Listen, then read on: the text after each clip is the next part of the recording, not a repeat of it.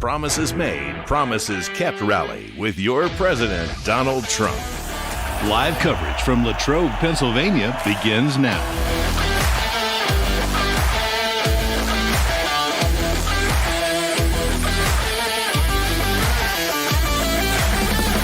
Return of the rally.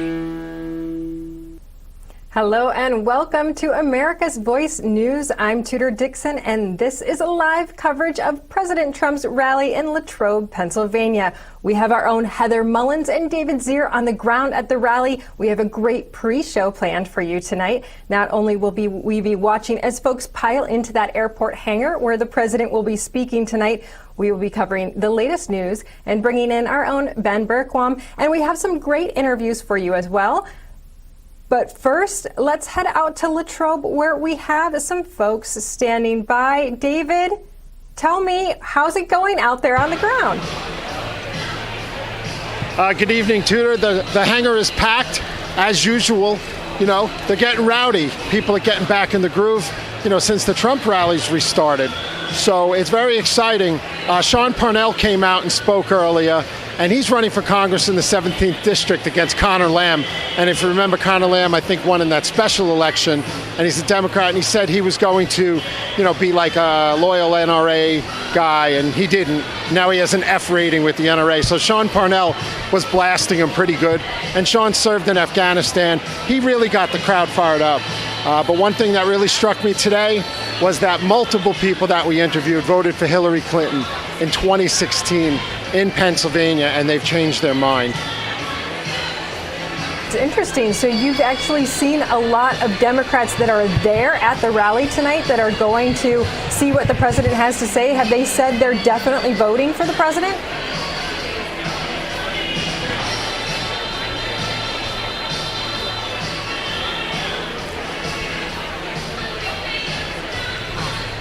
David, can you hear me? Yeah, so everybody's here, and Trump's going to land any minute. And, they just did the national anthem as usual, and this place is packed. But these people here are fed up. They're fed up with the COVID lockdown. They are fed up with what's going on in Pennsylvania with Tom Wolf, their governor. They announced they're going to open up school sports for high school and have spectators limited to 250 people outside. Now they're talking about reversing that. The governor just extended the coronavirus emergency lockdown extension. So there's a battle in Harrisburg, in the state's capital, with the state assembly and the House and the Senate over that issue too. And people are fed up. But besides all that, the economy in Pennsylvania has done really well, especially under Trump. It's the best economy it's been in 100 years.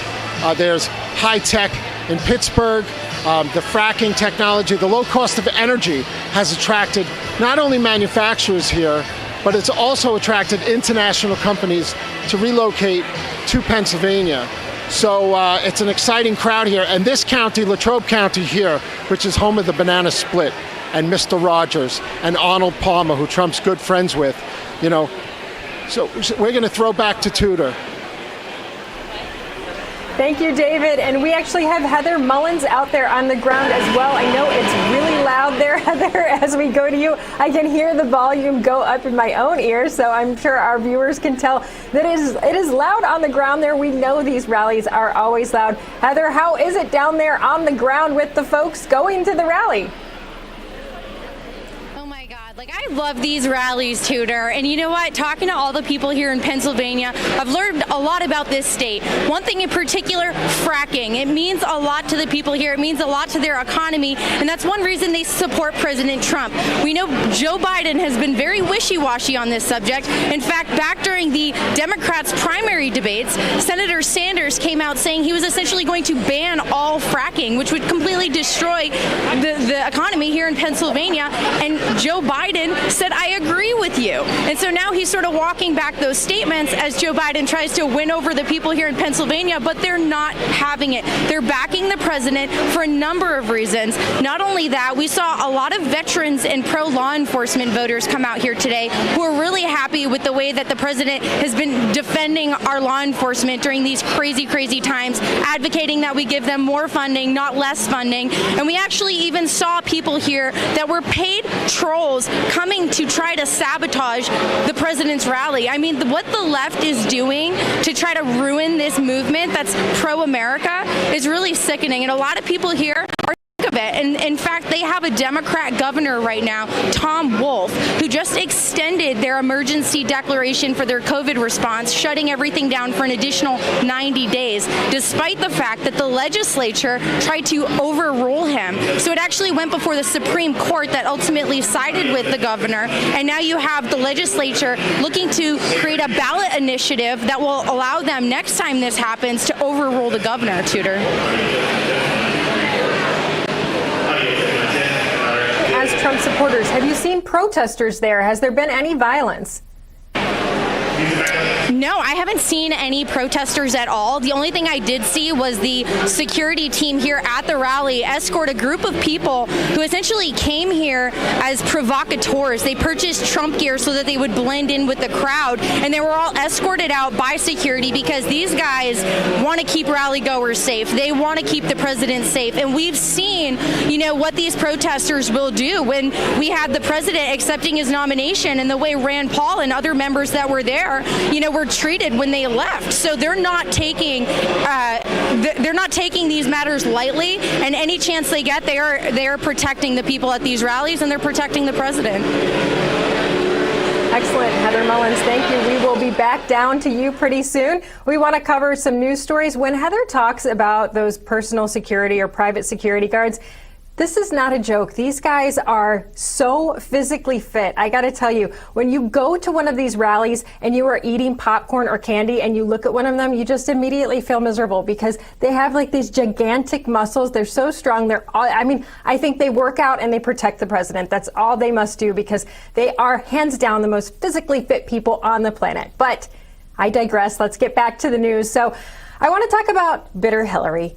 Bitter Hillary is still out there, and yesterday she did an interview on Instagram, and it just so happens that President Bill Clinton was with her. And though once upon a time these two were fast friends with President Trump when, of course, they were looking for campaign donations, they are now making a living off of their Trump-bashing world tour. So I want you to take a look at what they had to say about Inauguration Day. Here it is. He's going to be doing that, and there's going to be a split screen. You're going to see the military going in to pull this man who's going to orange knuckle the Resolute desk. But did not try to get President could not just learn.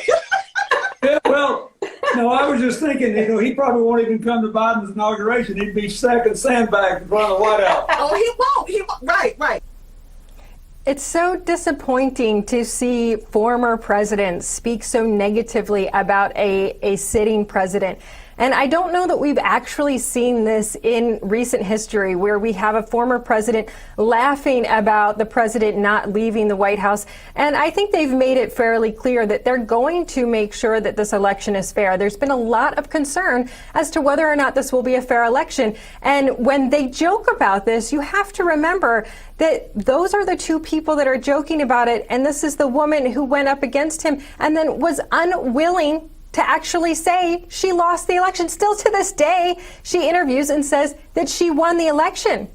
So, thing that Hillary wasn't actually in the White House, because obviously we know what their plan would have been. They've let the cat out of the bag. But I want you to take a look at the man that they want in the White House. This is Joe Biden yesterday. But here's the thing, I'll end with this. I apologize for keeping you. Oh, well. Yeah. And stop your boast about never being seemed at what you can do anything. You always talk about your ability to negotiate. Now I'm happy to take questions you may have. I guess staff's going to call on whoever. Fire away. So here we have the man who wants to be president. He says, I don't want to take too much of your time. You heard the reporter yell, we never see you. Joe, you're out of the basement. Don't go back in. Those reporters are thinking, you are our job. This is what we have to do. Please don't go back in the basement, Joe. Please come stay. Talk to us. We're friendly. We don't bite. Well, some of them, they kind of bite a little bit, but he didn't get any hardball questions. But then he says a few things that we don't really understand. at all. And then he says he's going to take questions. So the interesting part about him saying that he was going to take questions, did you notice there that he said his staffer was going to choose who was going to give him the questions?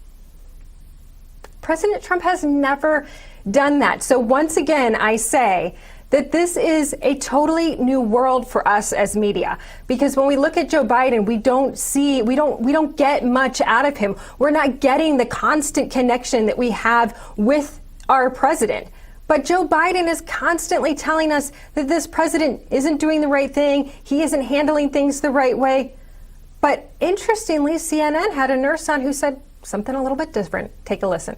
I'm a nurse, and I've been a nurse for 27 years. And the response to the pandemic has actually been President Trump's greatest achievement. He was the one that closed off all travel at the beginning of February. Do you guys remember what was happening in January? There were no other elected officials that were even thinking about COVID because they were busy doing their impeachment. Joe Biden, he was the vice president for 8 years. So why didn't they prepare for a pandemic?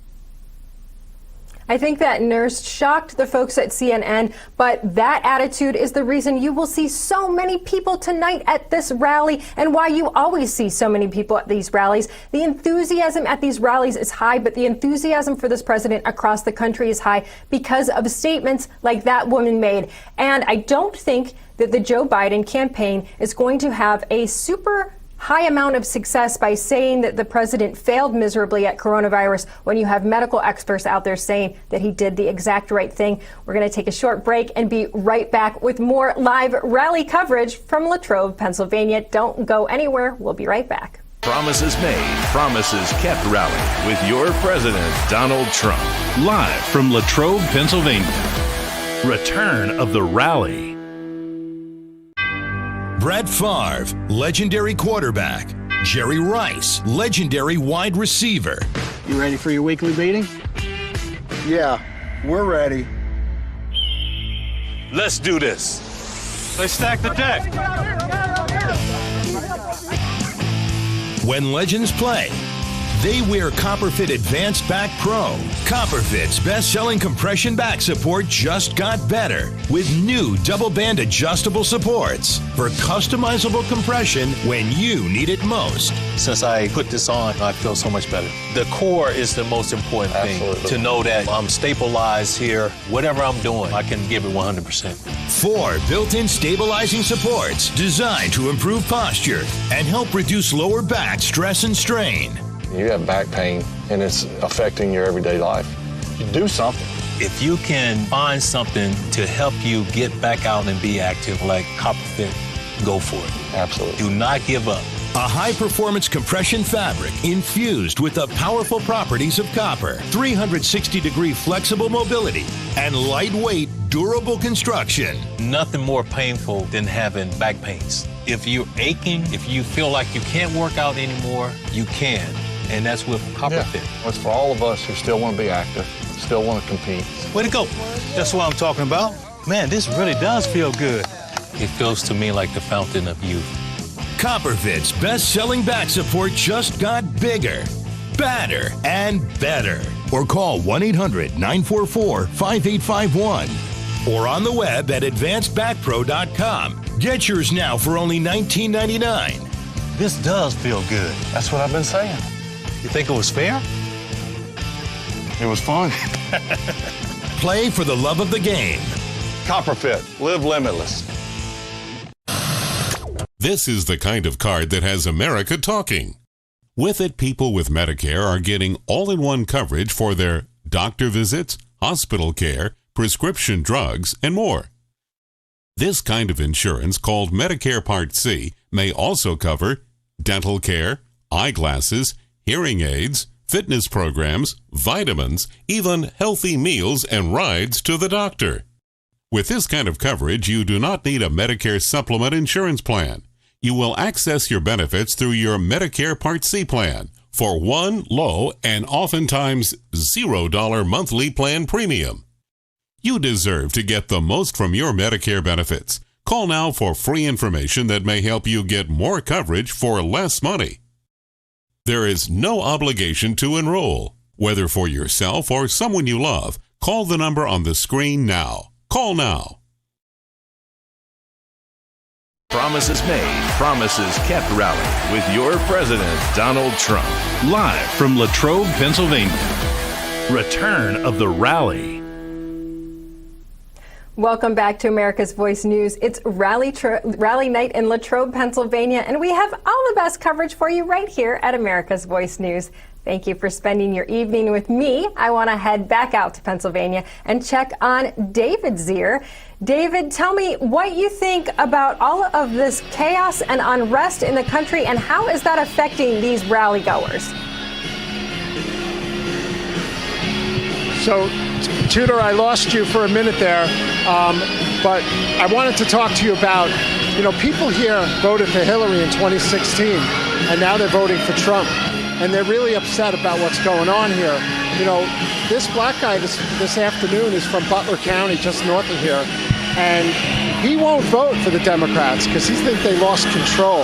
And there's a big blowback, and there's a big backlash what's going on with these riots. And people lose their businesses, and the insurance doesn't cover it in a lot of cases. And we were listening to this woman pleading with Donald Trump earlier on TV, saying that it's going to cost $200,000 to bring her business back.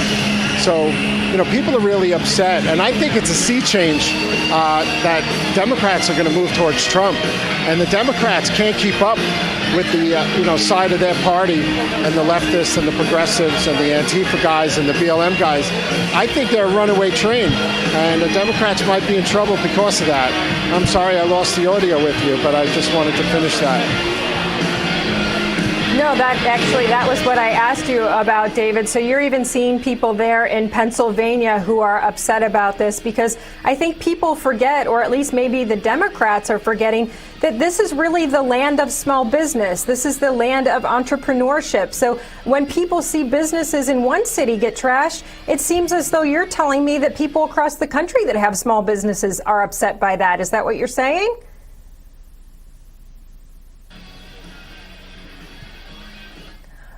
Okay.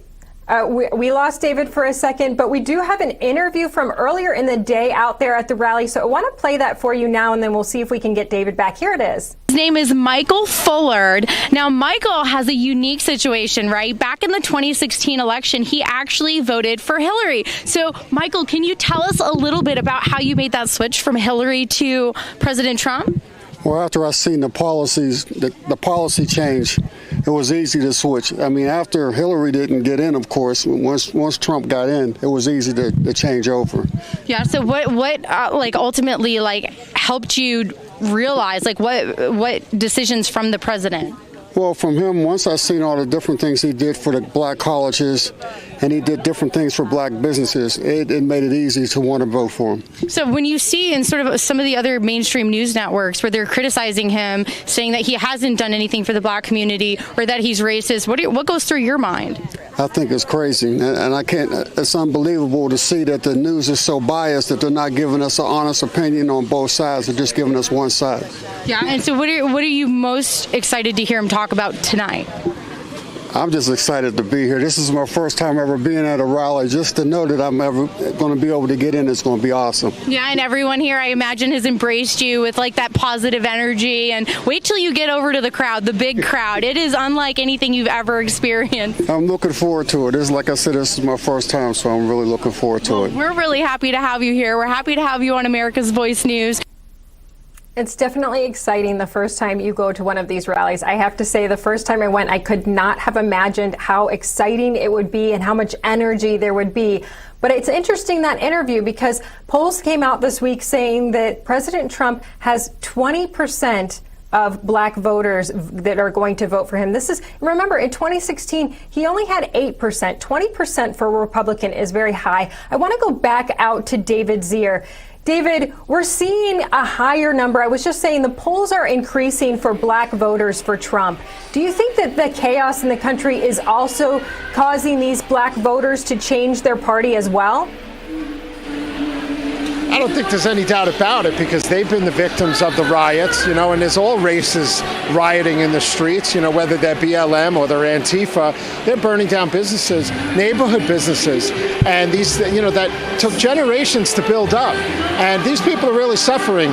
In New York City, in the Bronx and in Harlem, these people are great people, and their businesses have been robbed. And in Kenosha and in Portland, how do you recoup from that? And even the salon owner in San Francisco, she's out of business. She basically said she's out of business, and they're driving her out. So I think there will be a big sea change again in the black vote for Trump. 20% is very aspirational. If he gets 20%, it's game over for the Democrats. But even if he gets 13 or 15, it's going to be a major, major difference in this election. Yeah, I think a lot of people who don't follow politics closely don't realize that these polls that come out, that 20% number is extraordinarily high, and that would be game over, as you said, for the Democrats. Now, I want to go back to Kenosha, because I had somebody... we have Heather Mullins with us now, so I'll direct this to Heather. Heather, you've been on the ground today talking to people. Obviously, these riots are front and center. I spoke with someone earlier who was in Kenosha today. He said, actually, there are apartment buildings boarded up with boards that say, families with children live here, begging people not to attack the building or burn it down with the children in it. This is where we are in America today. This president is promising law and order. Is that what is resonating with all of these folks behind you? Yeah, absolutely. I mean, law and order is so incredibly important right now when you see what's going on in the country. And, as a reporter, our job is to present our viewers with the facts. And the facts are, there are a lot of other networks presenting misinformation. Not all media is your friend. And I think that's what the American people are waking up to. That's why you saw people like Michael Fullard, who were Democrats, and now they're Republicans voting for President Trump, because this information is getting out. As much as they want to spread misinformation and label our president a racist, we're here on the ground, rally after rally, providing people with the factual truth. We believe American citizens are smart enough to figure it out. And if you were one of those people that were on the left and you want to come to one of these rallies, I strongly recommend it, because there's nothing more liberating than seeing for yourself. And you will come here and you'll recognize that there are no racists, that this is a place where you come here, and it's like years ago, we all remember going to watch Independence Day festivals with our families, fireworks going off, and nobody cared what political party was the person on the blanket next to you with their kids and their glow sticks, right? Everyone was just there to have a great time. And that's what these rallies sort of bring to each state that he comes to. And that's why people love him. So no matter what happens, people are going to support this president, because you can't hide from the truth.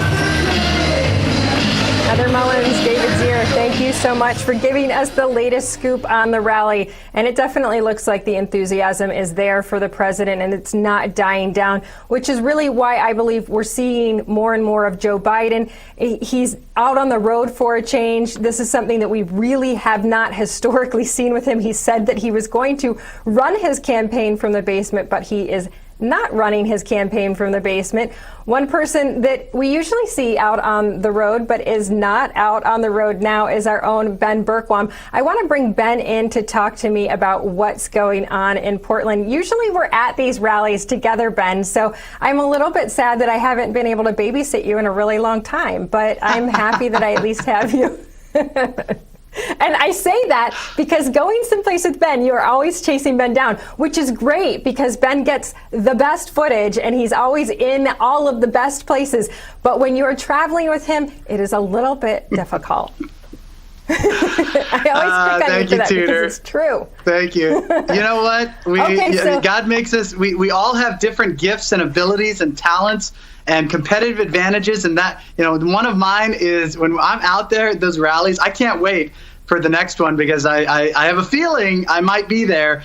And I got to tell you, I'm itching. There is something about that. The energy that you feel there, the love for America, the love for President Trump, the love for each other, and being in Pennsylvania, I know they're not in Philadelphia, but that it's that brotherly love that you have at these places. And you have the left out here who's just attacking President Trump and any Americans who support President Trump. And then they say that he's this big hater and that they know what love is. I watched this pathetic display in this church in Kenosha today where Joe Biden was speaking, and it was so empty. It was so hollow. It was so void of love, of real love. And it was just platitudes and cliches and vitriol coming from inside of a so-called church. I think people are sick of it, Tudor. So, yes, you might have to chase me around a little bit, but at the end, it's about bringing America together, uplifting America. And I can't wait till you and I are back at one of these. I know someday we will be. Yes, I agree. And it will be lots of fun. I am not jealous that I am not in the rain tonight, but I do love going to a rally because you're right. There's nothing like the energy at a rally. But you know who else is being chased around, Ben? I want to bring this up. Ted Wheeler is being chased right out of his house. He is the mayor of Portland. Now, he is a mob sympathizer, I would call him. He's been out there marching with the mob. He's told them that he was their friend. And the thing about the mob, I want to really quickly point you to Air Force One is coming out. Air Force One has just landed. So we will be expecting the president very shortly because once he lands, he generally comes right up to the podium and Air Force One is on the ground. So while we wait for the president, we'll just talk a little bit more about exactly what is going on in Portland because I do want to get to this. We talked about this earlier today, Ben. I think it's so important because I really think this is why we see all of these people there tonight at this rally, because when you see Portland, when you see mayors like this who are giving into the mob, I want to remind you, he walked with them, he told them he was with them, and the mob never gives you any credit because you can never please the mob, Ben. Ultimately, the mob came after him. They tried burning down his building. So his neighbors have just had it with this. In fact, this is one of his neighbors talking. Let's play this for you. I think, sadly, this no longer has anything whatsoever to do with Black Lives Matter, and that's the tragedy of this. Well, of course, Black Lives Matter, the organization, is not about Black lives, is it, Ben? That's right. That's right. No, it's a communist organization that's aimed at destroying America. It's the outgrowth. It's the new Black Panther Party in America is what it is. They have allied themselves with Antifa, with the far left, with the anti-American godless left. That's why they're burning Bibles and flags in these cities. It has nothing to do with protecting Black lives. And as you're saying, Ted Wheeler is seeing that. Mayor Bowser in D.C. had a group of people at her house yesterday because of the shooting that happened there. It doesn't matter what you do or what you say. The mob will eat you alive. This is anarchy. This is not about getting justice. This is about destroying America. And so these people that come out or the organization too, whether it's Amazon or Old Navy, which I saw yesterday is going to be sending poll workers. They're paying their staff to become poll workers. It doesn't matter who you are. If you give in to the mob, you're the NBA or the NFL, you will be destroyed. And that's what's happening all across this country. And to David's point, when I was in San Francisco this weekend, marching across the Golden Gate Bridge with hundreds of pro-Trump, pro-American patriots, most of whom lived in the Bay Area, most of whom could not go out on their own wearing the attire that they were wearing, whether it was an American flag or a Trump hat, because they would be attacked. This is the mindset. People live with Stockholm syndrome in these cities, in these leftist-run cities, because they're afraid of being attacked. And what I heard from multiple people over and over and over was they voted for Hillary in the last election, or they voted for Democrats in the 2018 election, and they've had their eyes opened. They are not voting for Democrats any longer. They see that they're anti-American now. They may not be conservatives, but they are not pro-mob. Exactly. I'm hearing that we have the president walking out. I want to go out there and see how that's going. It sounds like he is walking out of the plane now. I'm kind of glancing over. I don't see him in the picture yet, but I'm hearing from the guys in my ears that the president is walking out to the podium. We're gonna take a quick break and come right back to see the president speaking. Promises made, promises kept rally with your president, Donald Trump. Live from Latrobe, Pennsylvania. Return of the rally. Hello, I'm Mike Lindell, and as you know, my passion is to help each and every one of you get the best sleep of your life. That's why I created my new Giza Dreams bed sheets. I guarantee you they'll be the most comfortable sheets you'll ever own. With the Giza Dream Sheets, I'm getting the best sleep of my life. They are so soft and smooth. I never slept so good. I fall asleep faster because I'm actually comfortable. I started by using the world's best cotton called Giza. It's only grown in a region between the Sahara Desert, the Mediterranean Sea, and the Nile River. It's ultra soft and breathable, but extremely durable, which is why I can give you my full 10-year warranty. But I didn't stop there. My Giza sheets also include full 21-inch wide pillowcases that will fit over any pillow and deep pocket sheets that will fit over any mattress. I guarantee you the first night you sleep on my sheets, you'll never want to sleep on anything else. Go to MyPillow.com or call the number on your screen right now. MyPillow Giza Dream Sheets are available in a variety of colors and will be the softest, most comfortable sheets you will ever own. Use the promo code and get 2 for 1 low price, plus free shipping.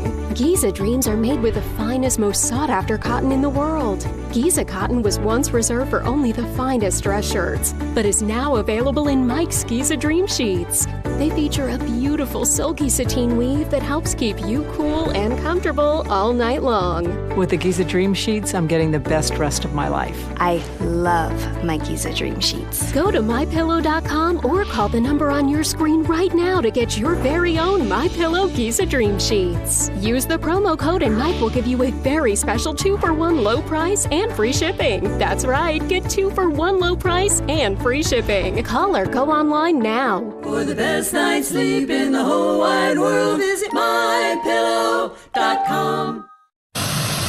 This is the kind of card that has America talking. With it, people with Medicare are getting all-in-one coverage for their doctor visits, hospital care, prescription drugs, and more. This kind of insurance, called Medicare Part C, may also cover dental care, eyeglasses, hearing aids, fitness programs, vitamins, even healthy meals and rides to the doctor. With this kind of coverage, you do not need a Medicare supplement insurance plan. You will access your benefits through your Medicare Part C plan for one low and oftentimes $0 monthly plan premium. You deserve to get the most from your Medicare benefits. Call now for free information that may help you get more coverage for less money. There is no obligation to enroll. Whether for yourself or someone you love, call the number on the screen now. Call now. Promises made, promises kept rally with your president, Donald Trump. Live from Latrobe, Pennsylvania. Return of the rally.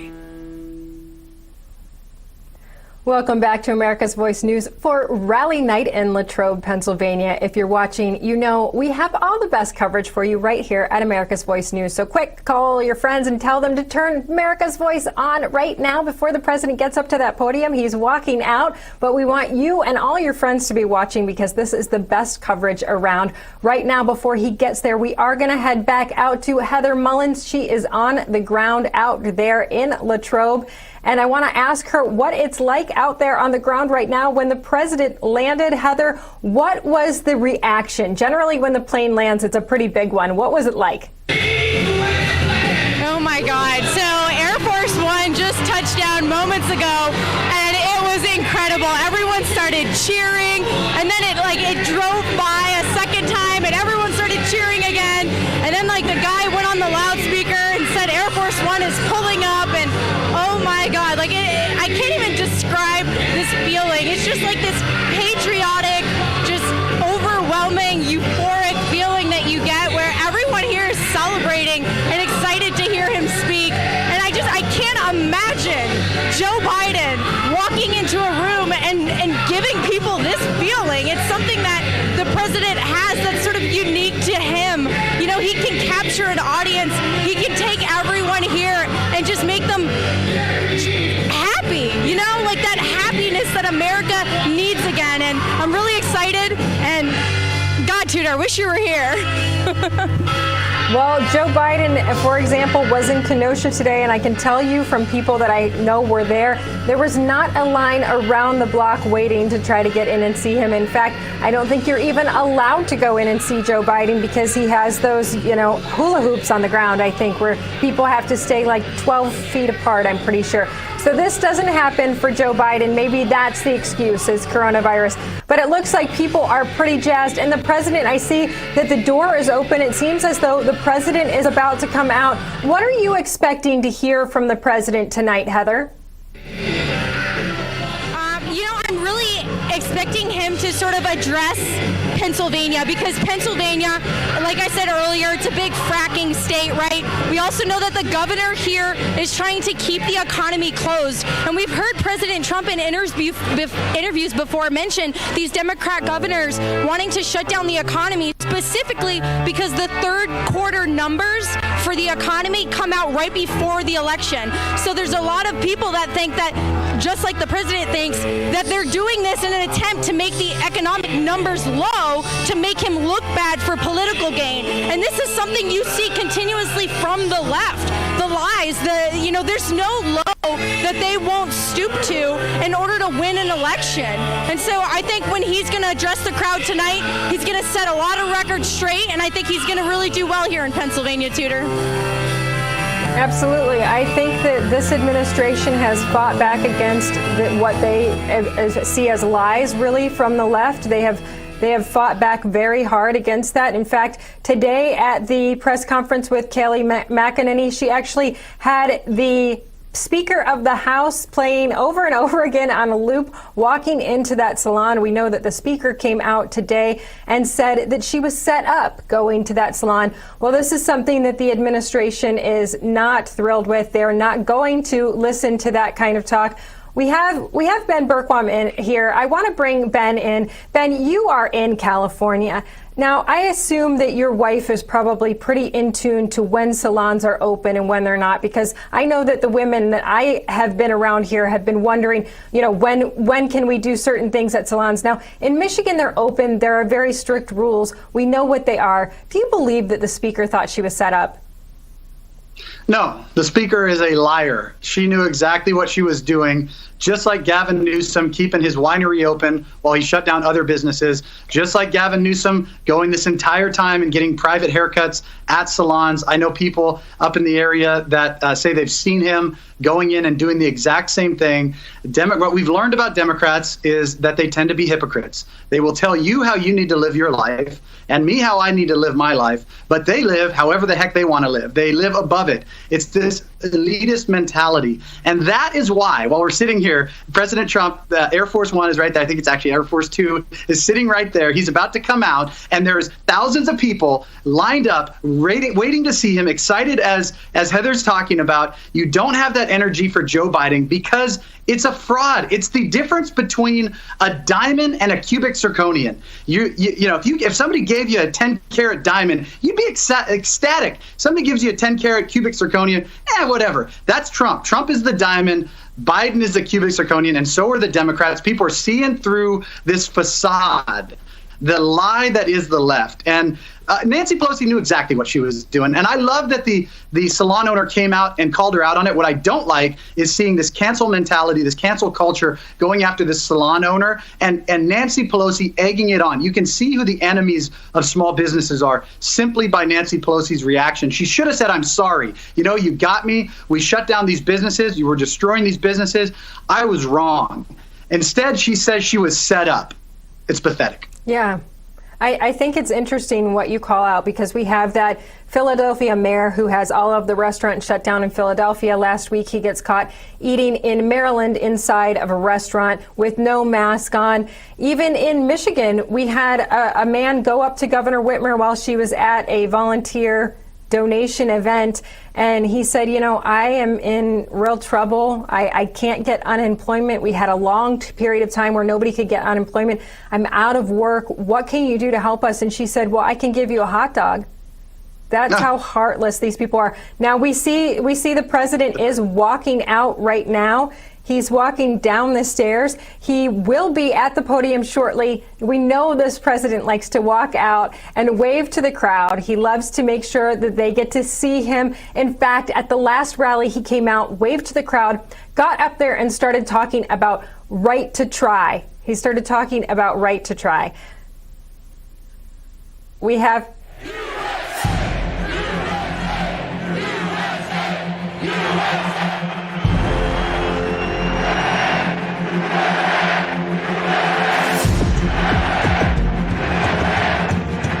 We've done more than any administration in its first 3.5 years in the history of our country.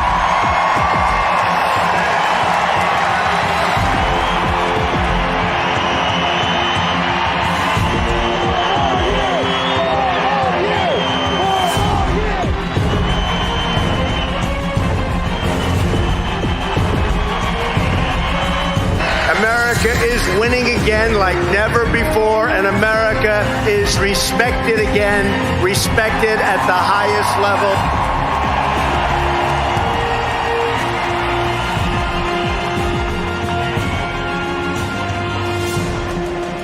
Trump 2020!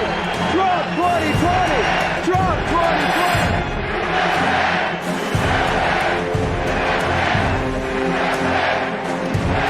We've created 6.7 million new jobs. Unemployment recently reached the lowest rate in over 50 years. Think of that, half a century.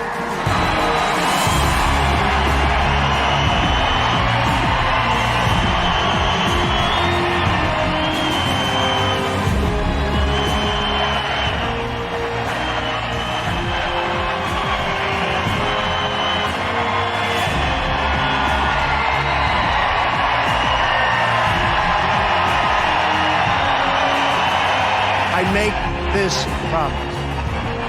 We will make America strong again. We will make America proud again. We will make America safe again. And we will make America great again.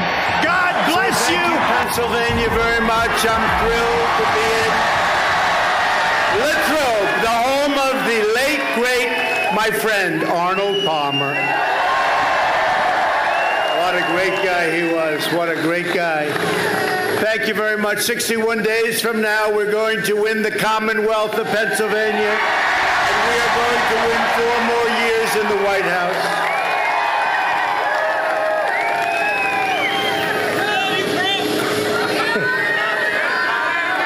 Joe Biden wants to surrender your jobs to China. You know that. His son walked out with a lot of money for doing nothing, right? He wants to surrender your nation to the radical left-wing mob. He's trying to change now. You know, he's saying that's not working because we're going up and he's dropping like a rock in water. And before the China virus, this election was over. Now I had to go back to work, and we've done a great job on it. We don't get the credit. We don't get the credit. We made a lot of governors look very good. But I will keep your jobs in America, and I'll bring rioters, looters, violent extremists, anarchists. We will bring them to justice. That's what we're doing right now.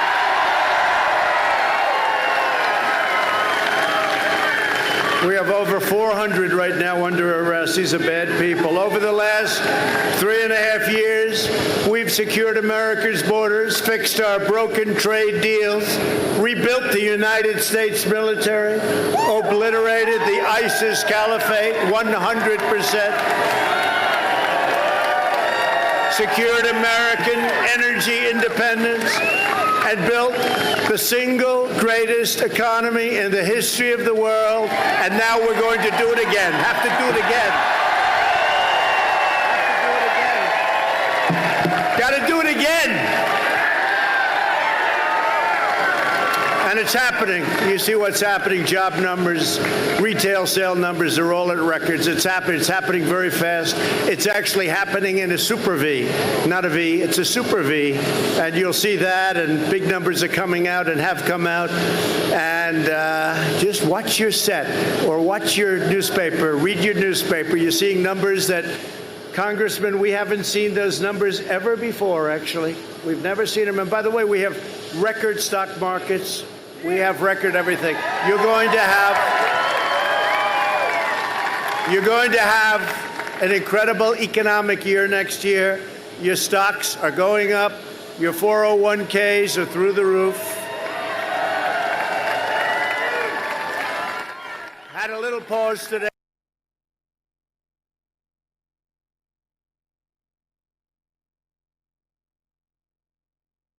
Record levels. Think of it. In the hopefully rounding the turn on the pandemic, we're rounding that turn, and vaccines are coming along great. You know that the job that they've done, the doctors, everybody else, we're years ahead of schedule. Anybody else as president, you wouldn't be talking about vaccines for 2 or 3 years from now. I'll tell you right now. That I can tell you. Biden will never be able to protect your jobs or your family. He is a puppet of the socialists, Marxists, and the cop-hating extremists, and they are cop-hating. And we love our law enforcement. We love our law enforcement.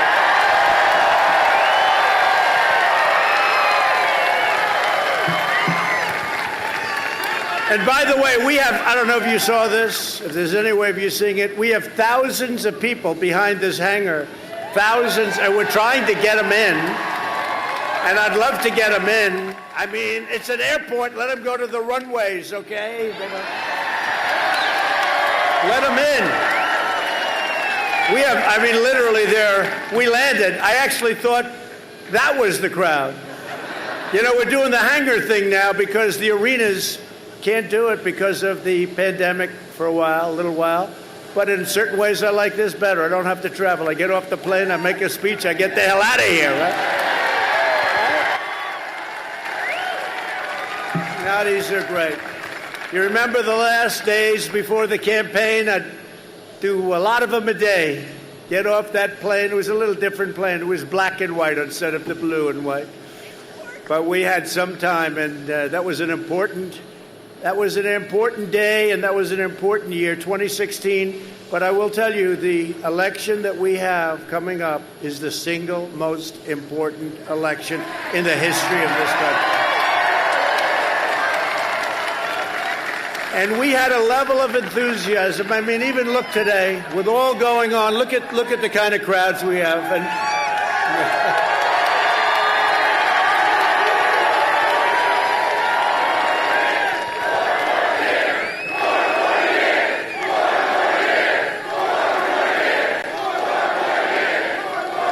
but we had record enthusiasm in 2016. By the way, was that the greatest evening ever? November. And now it's going to be November 3rd. And we'll keep it going, and we'll get it all like a tree. You move that tree. It takes a little while to plant your tax cuts. They're going to raise your taxes. They're going to take away your guns. It's really, if you look. And, you know, they'll criticize me for saying this, the fake news media, which is back there.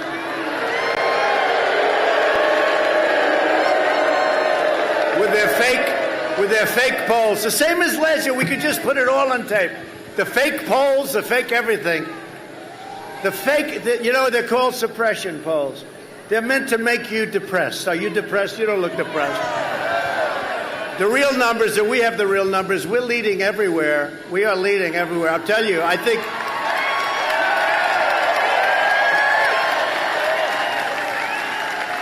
think we're way ahead of what we were 4 years ago, and there's far more enthusiasm. Our base is bigger, it's stronger, and we've done the greatest job. Again, if we didn't get hit by the plague from China, this thing, we wouldn't have even, between us, I would have canceled, Mr. Congressman, most of the rallies. I wouldn't have needed a rally. That's a little bit unfair, but that's okay. That's what China's done to our nation. They've screwed us for a long time on a lot of different ways. No, never has anybody ripped off our nation like China, and I've taken in billions and billions of dollars. We never took in 10 cents from China. And I gave $28 billion, right? $28 billion to the farmers because they were targeted unfairly by China, and our farmers are very unhappy. I don't think we have too many farmers in this wonderful Pennsylvania town. I know we have a lot of Boilermakers over there. We got a lot of Boilermakers. I'll be talking about them. Look at those guys. Nobody going to mess with them, I'll tell you. We're going to be talking about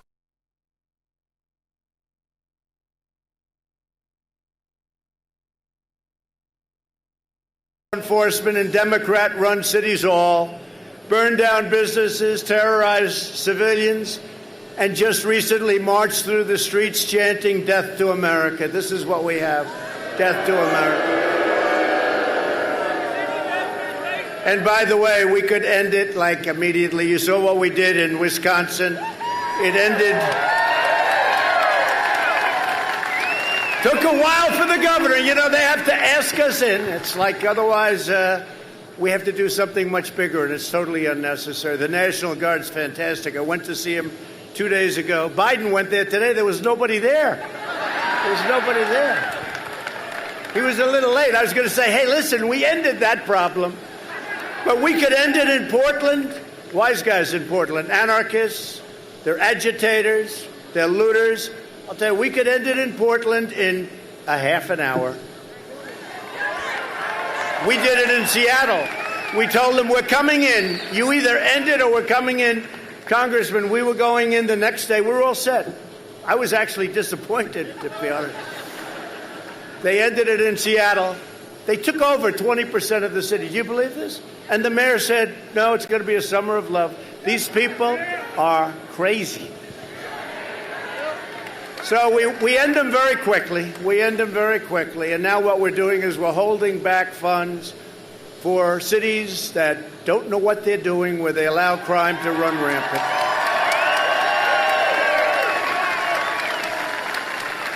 And we put a 10-year prison sentence on anybody that knocks down a statue.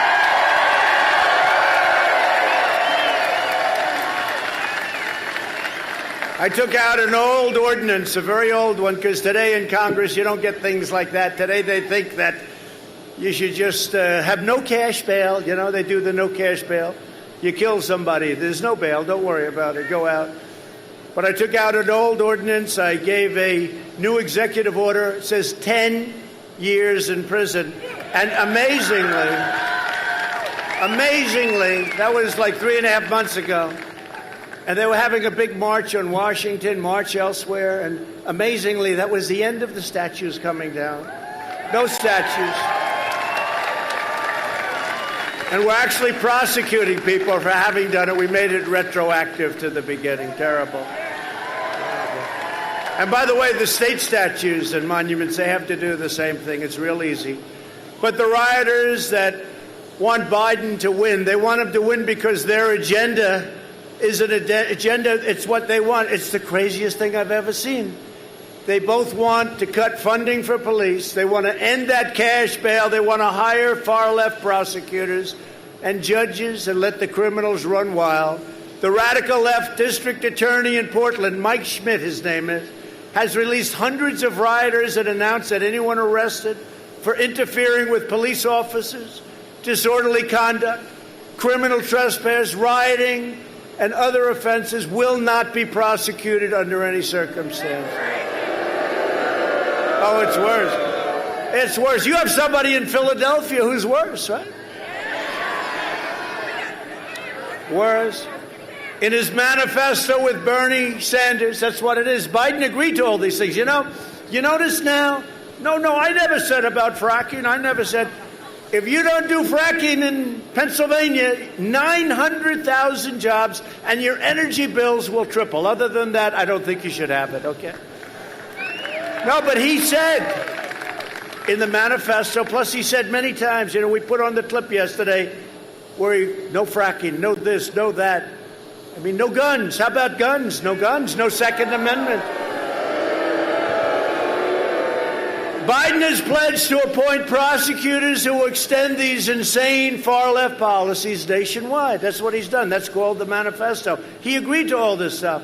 The craziest thing, you know, you're supposed to bring it to the right. He actually brought it further left. Bernie never dreamt that this was possible. Crazy Bernie. Do you know Crazy Bernie? You know, I had a lot of his voters come to me 4 years ago. A big percentage. You know why? Because I agree with him, and he agrees with me on one thing, trade, the trade, because he knew that other countries are ripping us off, and so did I. Nobody else got it, especially Biden, never got it. He never got it, still doesn't get it. Now he really gets nothing, I'll tell you. He didn't get it in prime time, now he really doesn't get it. But it's okay for them to make every city look just like Portland, which is a disaster, and again, we could clean it up. We just go right through it. 5,000, 10,000, right through it. These guys are tough, they're smart, and they love our country. They love our country. We'll clean it up in 1/2 hour. It'll be over. Did you see this radical left mayor, Wheeler, his name is, the radical left mayor? They chased him, Mike. They chased him out of his home last night. And all he does is be nice to them because they don't understand nice. They only understand one thing, strength. That's the only thing they understand. They don't understand nice. They chased him out of his home. Unbelievable. Biden's plan is to appease the domestic terrorists, and my plan is to arrest them and prosecute them.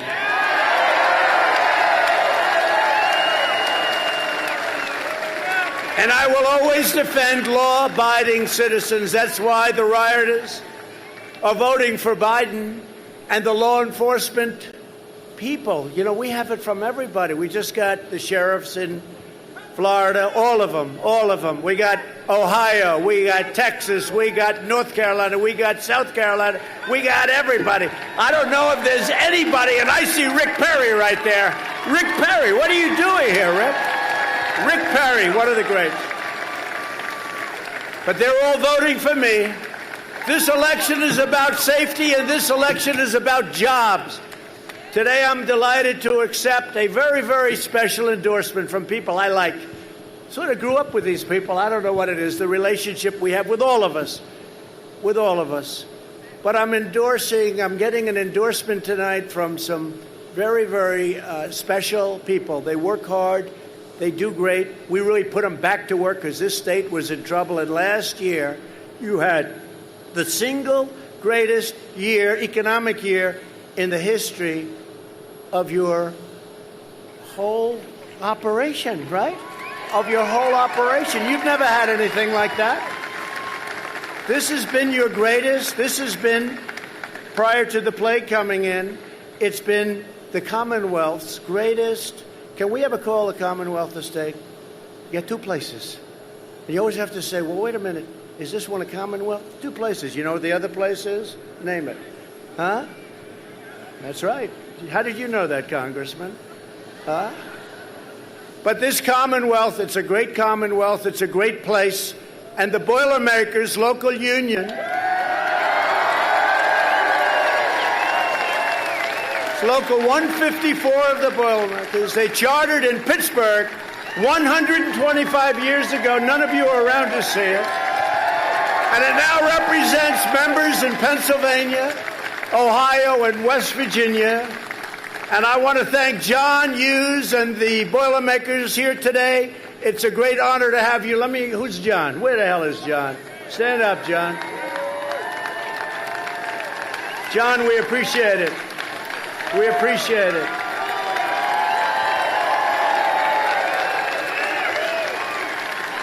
Do you know why John is the head? You know why? Because look, he's got the worst location.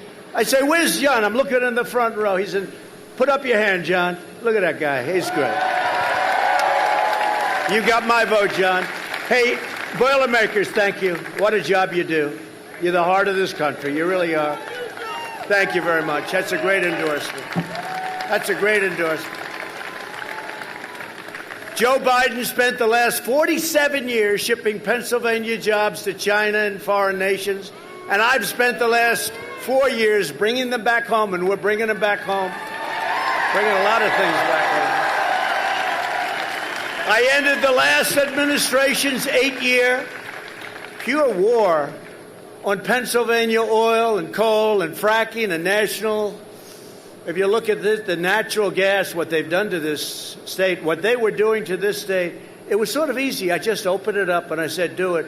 And the investment put into Pennsylvania, the investment put into the Commonwealth of Pennsylvania has been record-setting. But again, you had the greatest year you've ever had last year prior to the virus. You're going to be set now with what we're doing. I believe that this next quarter, which will be announced, interestingly, just prior to the election.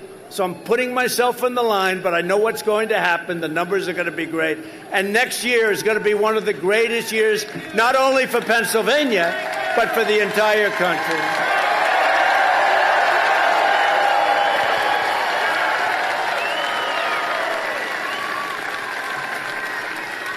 So Joe Hayden, we have a new one, Joe Hayden. We call him Joe Hayden. I have all of them. What do you like better? What do you like better? We got a number. Let's do a little poll. Can we do a poll? I saved myself so much money. You know, I saved myself so much money. We do these polls with thousands. And those people are coming in from the back, are they not? Yes? They're coming in. I'm telling you, you wouldn't have believed it. I'm landing. I wasn't waving at you. I was waving at them. There's more. But I do these polls, right? And it's like a perfect poll. You know, do you ever see the companies, you give them $1 million and they do a poll, like 78 people were polled. No, you got thousands of people. So tell me, what's your feeling, first of all, in the name?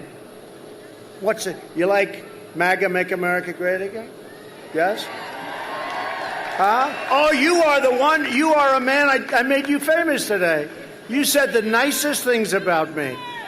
Thank you. Did you see him on television today? I think you're great. I think you're great. Thank you. No, he called me a great Christian and a great Christian leader.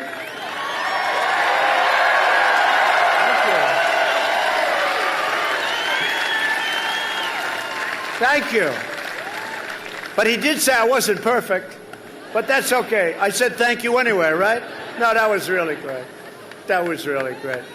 But if you look at it, the things they've done, we're going to go through a couple of different polls as we go along because I love the people saying do this or do that.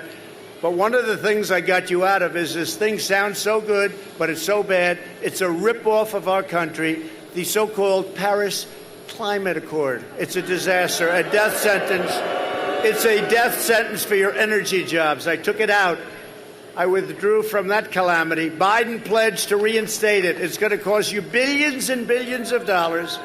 You know what it really is? It's a way of really taking advantage of the United States. That's what it is. Last year, I visited the Shell petrochemical plant in Beaver County. Anybody ever hear of Beaver County? The largest investment in your state's history, all made possible by our pro-energy policies. Biden would wipe out that entire industry, killing the jobs of more than 600,000 Pennsylvania workers. It's probably 940,000, they say. Think of that. Also, prices and everything else. Now, Biden today came out and said, no, fracking's okay. It's okay. Did you see that? Fracking's okay. Because he was getting killed. And now he came out in favor of law enforcement. Look at all these handsome cops here. And a beautiful cop. No, but how can anybody believe it? He's totally against, at his speech and at the DNC, where we got much higher numbers than they did, but, you know, they put out that they did. They'll say anything. We got much higher by millions and millions of people. We had a great, did we have a great convention? Right? There's my guy. Good job you did. But we had a great convention, and it's been really terrific. You know, I made a speech at Mount Rushmore, and since that speech, our numbers have been up like a rocket, like a beautiful rocket. The Mount Rushmore speech. I said, you know, We're getting hit by this pandemic very unfairly in the sense that we've done such a good job with the ventilators, all of the things. You know, you've heard it 1,000 times. And we have to get back. And I made a speech in really a great place, South Dakota, but it was Mount Rushmore. You know, they want to blow it up. You know, they want to take off Mount Rushmore. If you would see how beautiful this is, it was like this perfect evening. The sun was setting.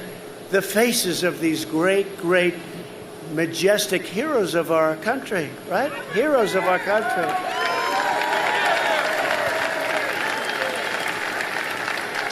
And they want to blow up Mount Rushmore. But how about this one? The Democrats yesterday came out with a plan. Did you see it? Now, they're the D.C. Democrats. They want to change the name of the Washington Monument, perhaps take it down.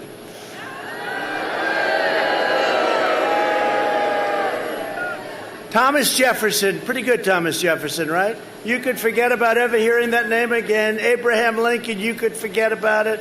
They want to take down all statues, all monuments in Washington. We have some of your greatest people right here. Let me not even talk to the congressman. The heck with the congressman, the Boilermakers. How do you like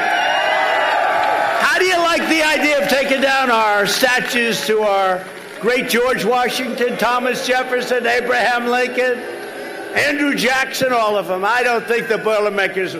You'll do a ring around Washington, right? Along with Christopher Columbus. He's in big trouble, I'll tell you. Except there was a group of great Italians in New York. They tried to take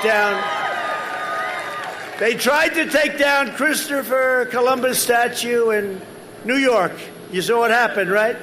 These Italians formed a little circle. They say, come on. The agitators decided to leave. Let's get out of here, darling. They protected Christopher Columbus. The Italians aren't big on taking down Christopher Columbus. You take down those statues, you can forget about the Italian vote. Do we agree? But they protected it. When asked in a debate if there would be any place for fossil fuels, including coal and fracking and natural gas and so many things that really fire up these big plants where many of you work, and they produce, just millions and millions of jobs throughout our country. Biden said, no, we would absolutely not allow anything like that. We would make sure it's totally eliminated. That's what he said. He said, we would make sure it's totally eliminated or eliminated. Now he's coming and saying, this isn't working too well. This isn't working. I made a speech a week ago in Texas. We had crowds that were unbelievable. On the highways, you can't get in, but the highways, it's like incredible. You could sell your ticket tonight for a lot of money. Go to eBay. Even as a used ticket, you could probably sell. But you go down the highways and you see it. And I was thinking in Texas, I'm making a speech in front of, obviously, people that like oil. They like God. And you know what else they like? They like their Second Amendment, right? So think about it. So whether it's Pennsylvania or Texas or Oklahoma or North Dakota or any place, you take a look at this, right? And no oil, no guns, no God. I don't think George Washington running with Abraham Lincoln as his VP, he'll pick Abraham Lincoln as VP, is going to win in Texas or in Pennsylvania or any place else with those three things eliminated. That's what they want to do. They want to take away your Second Amendment. If I weren't president, you would either have an obliterated Second Amendment or it would be gone entirely. I am standing between them and your Second Amendment, and that's it. That's it. They know.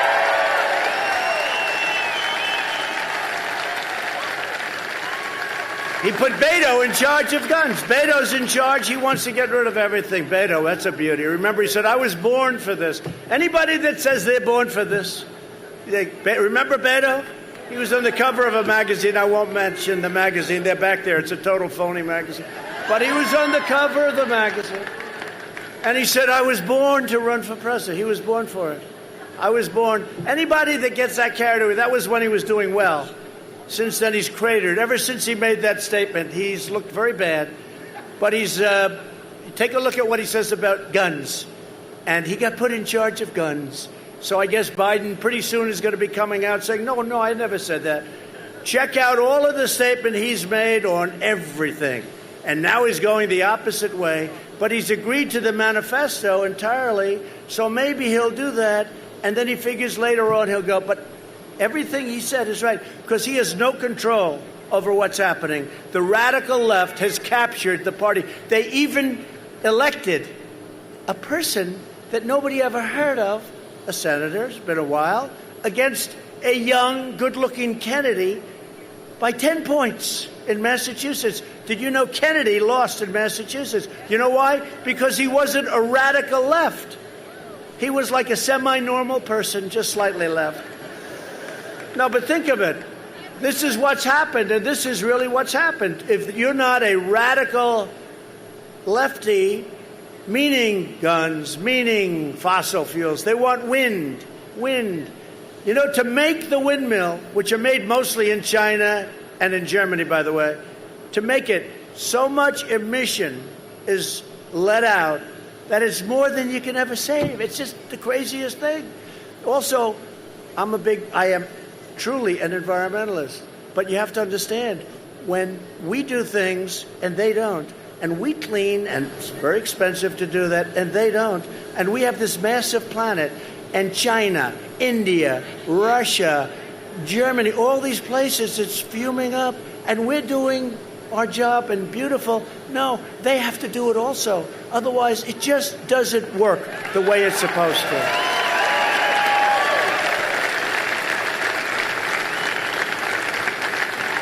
They want to ban straws. Has anybody ever tried those paper straws? They're not working too good, right? They want to ban straws. I said, well, you know, I've had a couple of meals at McDonald's, etc., over the years, right? Wendy's, a friend of mine owns Wendy's. I'll give it a plug, right? Burger King. So they want to ban straws. I said, oh, really? What about the carton? What about the plate? What about the knives and the spoons that are plastic? Oh, they're okay. But the straws we got to ban. Has anybody ever tried? Seriously, the new straw, it's made out of paper, right? It disintegrates as you drink it. If you have a nice tie like this tie, this would have no chance. By the time you get finished, the straw is totally disintegrated. Does anybody walk around with a plastic straw? Because it's not bad. You know, you whip it out, boom, boom. You never had to do that. When asked whether he would be willing to destroy the jobs of hundreds of thousands of blue-collar workers to push his anti-energy agenda, you know what the answer is, right? It's the Green New Deal, right? This Green New Deal. This was made up by people that don't get it. Either that or people that just don't like our country very much. But Biden replied, yes, he'll get rid of those jobs. And he famously told a voter, I want you to look in my eyes when he's not wearing the mask, because I've never seen a man that liked a mask. Look, I'm all for it. We have a big weekend, distance on the weekend and all of that stuff, and wear your mask when you're close together in particular, and wash your hands, all those things. We have Labor Day weekend coming up. But did you ever see a man that likes a mask as much as him? And then he makes a speech, and he always has it, not always, but a lot of times he has it hanging down, because you know what? It gives him a feeling of security. If I were a psychiatrist, right? No, I'd say this guy's got some big issues. Hanging down. Congressman, give me your mask. I want to have it hanging from my ear. I don't want to touch your damn mask. Mike, I'll never touch your mask. No, but the new one is, you know, I went for a physical. The doctor said to me, sir, would you like to go over to Walter Reed? It's incredible. By the way, the job they do on people that have been just really hurt are heroes. And the job they do is incredible. But he, sir, would you like to go over and do a physical? You have some time. You know why I had time? Some deal. Oh, it was China. I decided not to see China because they didn't like the way they were doing business, okay? Does that make sense? So the doctor, White House doctor, highly respected, Sean Conley. Sir, would you like to go over and do your physical, do a piece of it or finish it or whatever it was, but do a physical? I said, I don't know. I'm not in love with the idea. Well, if you do it, we don't have to do it. So, okay, let's go. Come on. So we went.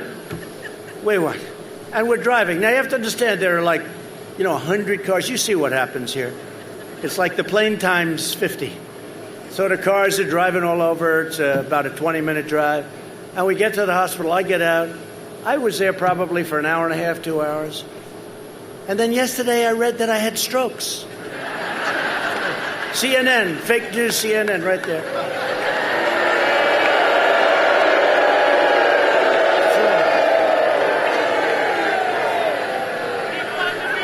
No, it's mini strokes, they called them. I don't know what a mini stroke is, but it's not good. And there could be a day, and I'll admit, I said, hey, it happens to all of us, right? Except these young ones, it's never going to happen to them. They're not looking at that. But you know what happens? But nothing happened. So I went in. I did that part of the physical. The end result was he's very healthy. They're very unhappy when they heard that result. And what you don't remember is when this took place, it was a long time ago. They just started up because they want to try and get me to be in Biden's physical level. You know, they viewed me as being somebody that's, I go around, hey, last week, this week, Texas, North Carolina, Florida, South Carolina, back to Washington, let's go here, let's go there, let's go everywhere, meetings all the time. I think I've answered more questions from these maniacs than any president in history.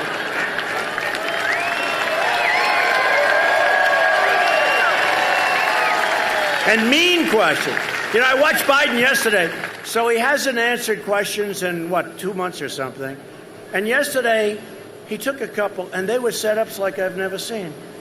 One young woman, who I think is there, one young woman is smiling. Hi. Hi. Hi. Hi. I'd just like to ask you, I'm sorry to bother you with this question. It's the most incredible. So the doctor wrote a letter saying, no, this rumor is wrong. And I don't like, rumors like that. And by the way, if it were a fact, it's fine. It should. I think it's an important thing. But if it's not true, my wife was like, she came to me, she said, I think I would have known that. I said, yeah, I think they would have known it too because they drove back with me. The press follows me. They have a special deal, a van. They followed me. And then we go in, we go out. But if you remember last time, I go in, I spend a little time in physical, like we all have. Hopefully you have them. Good thing to have, I guess. As long as they give you a good answer. If they give you a bad answer, don't bother. Possibly too late. But I go in. I come out a couple of hours later, I guess, whatever it is, short time later. I get into the car. The press sees me get into the car. On my way home, I get a call from my wife, the First Lady, who's very popular. Do we like our First Lady?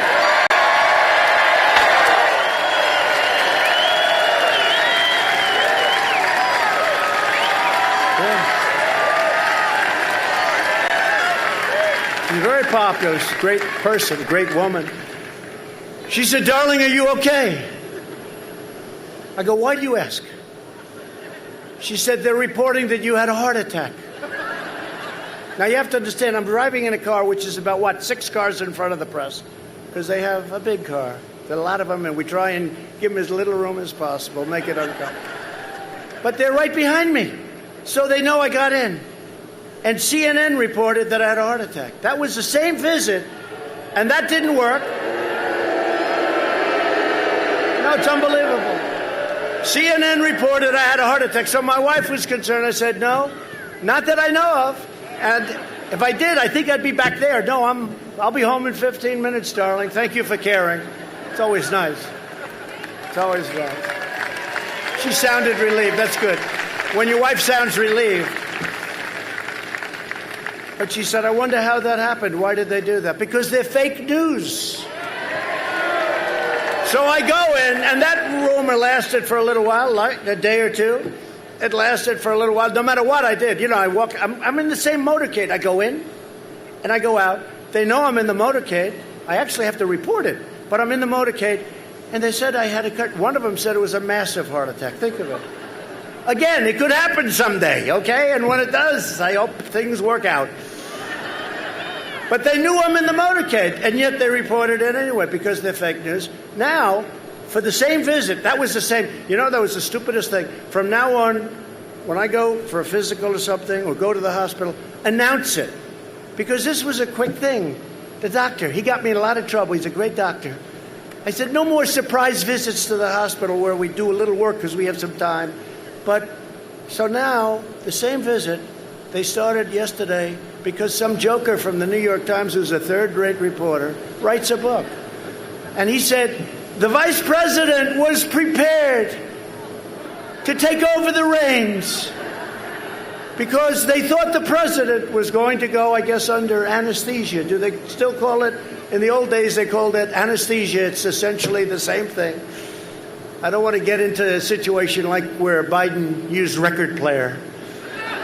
Remember that? You go home, you turn on your record player. But the anesthesia. And I said, how could that be? So remember, just the same visit. They said heart attack a long time. All of a sudden out of this book. And he said, suffered mini strokes. Now they get a letter from the White House doctor that said it's totally false. But they still go with it. They go with it. And they know I'm in the group with them coming back. And I don't know much about a mini stroke, but I assume, Mr. Congressman, if you have a mini stroke, you're not heading back to the White House, right? At least you'll spend a couple of nights at that great hospital, right? So anyway, these are really dangerous people. They are so bad for our country. If we had honest press, it would be so great for the USA.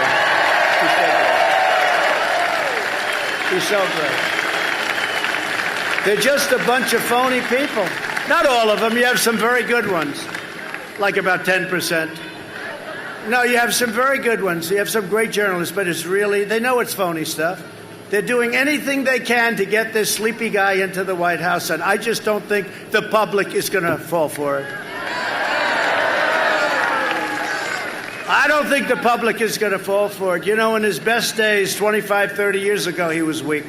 He was weak as a senator. He was weak. He was not known as being one of the smart ones, and now it's not exactly prime time. I can tell you that. I just want to announce tonight, because we're joined with some very, very special warriors, and Dan Muser. Dan, thank you very much. Great job you're doing. Dan, congressman. These are congressmen who have really been warriors for me. They really have been. Thank you very much, Dan. Fred Keller. Fred, thank you. Great job, Fred. The great John Joyce.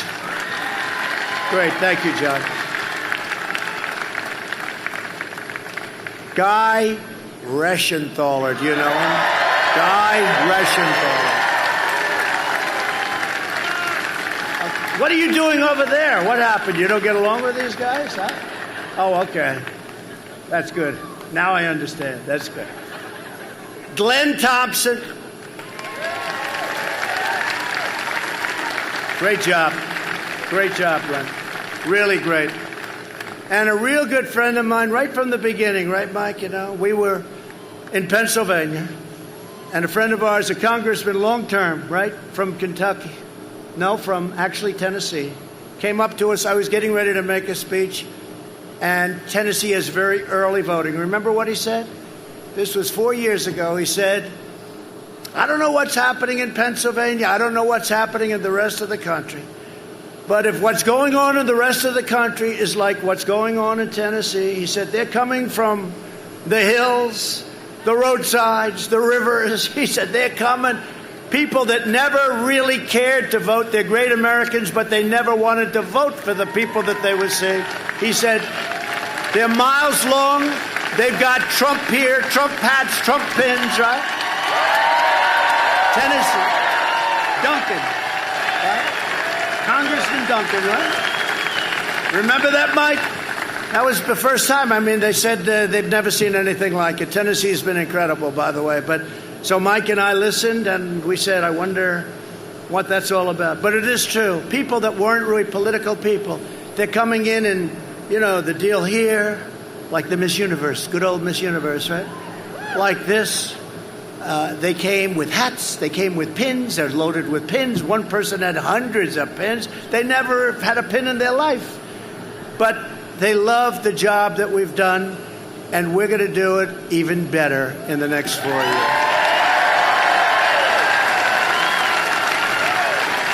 Another great friend of mine who's a tough cookie and a great congressman, but unfortunately he's a former because he's just, I don't know, he's just a special guy and really has a big, beautiful heart. Lou Barletta. Lou. You look good, Lou. Why don't you run again, Lou? Run. And a man who's tough. You know, there's this guy, you ever hear of a guy named Connor Lamb? He's like a lamb. So we heard, you know, because he's in sort of a Trumpy area, right? And we heard that he's going to be for Trump and he's going to be fighting for Trump. And, you know, I saw some of his commercials. I thought he was a Republican, right? Except when he got to Washington, he voted with Pelosi 100% of the time. Crazy Nancy. He voted with Crazy Nancy. And so we thought, this Connor Lamb guy, he even voted to impeach your president over nothing. Zero. And that's very personal. When they do that, that's personal. So, and I have to say, Congressman, 196 to nothing, they stuck with us. And so did the Senate, other than Romney. You can have Romney, I'll tell you. Romney couldn't be elected dog catcher in Utah right now. Although he gave me a half a vote. It was 52.5 to a half.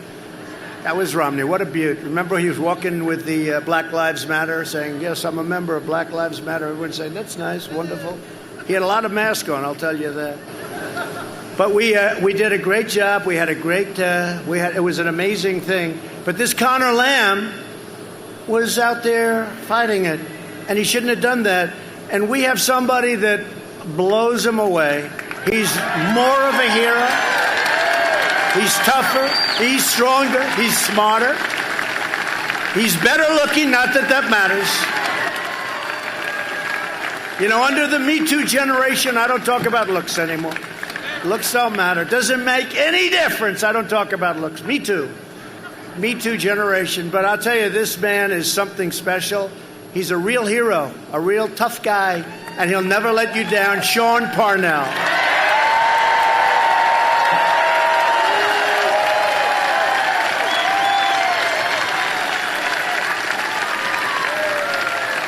Just remember that Connor Lamb, and I remember because he's like a lamb. He's like a little lamb.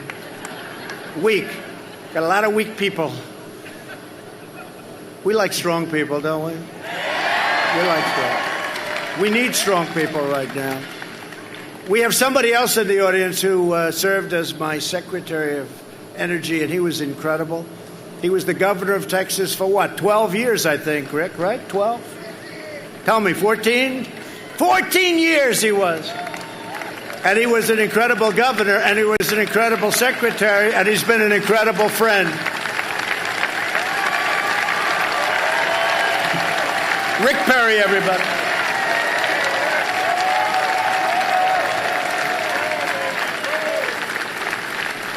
There was nobody that got into the race tougher than Rick. What he said about me, I'll never repeat again. Even my own family didn't like me when he got finished.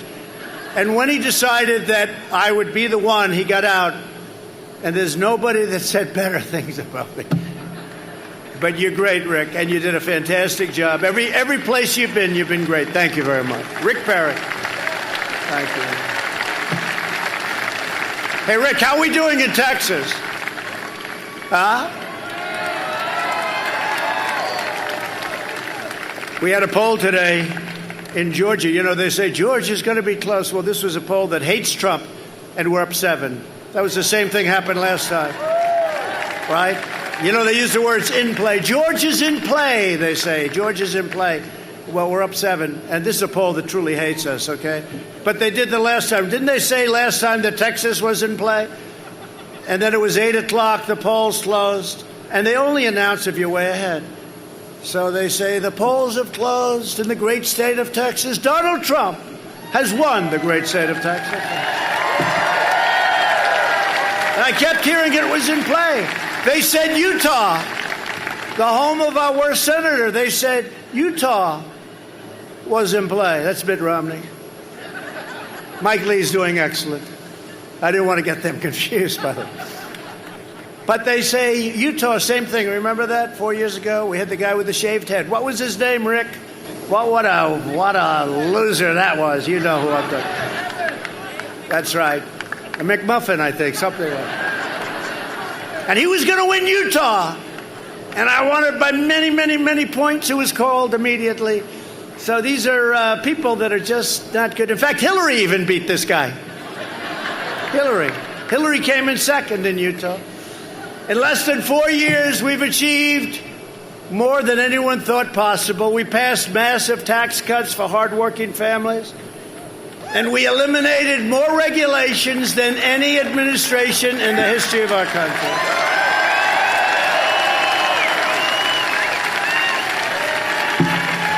I saved the U.S. auto industry by withdrawing from the last administration's job-killing catastrophe known as the Trans-Pacific Partnership. It would have been a catastrophe. Not only for autos, by the way, for everything else, too.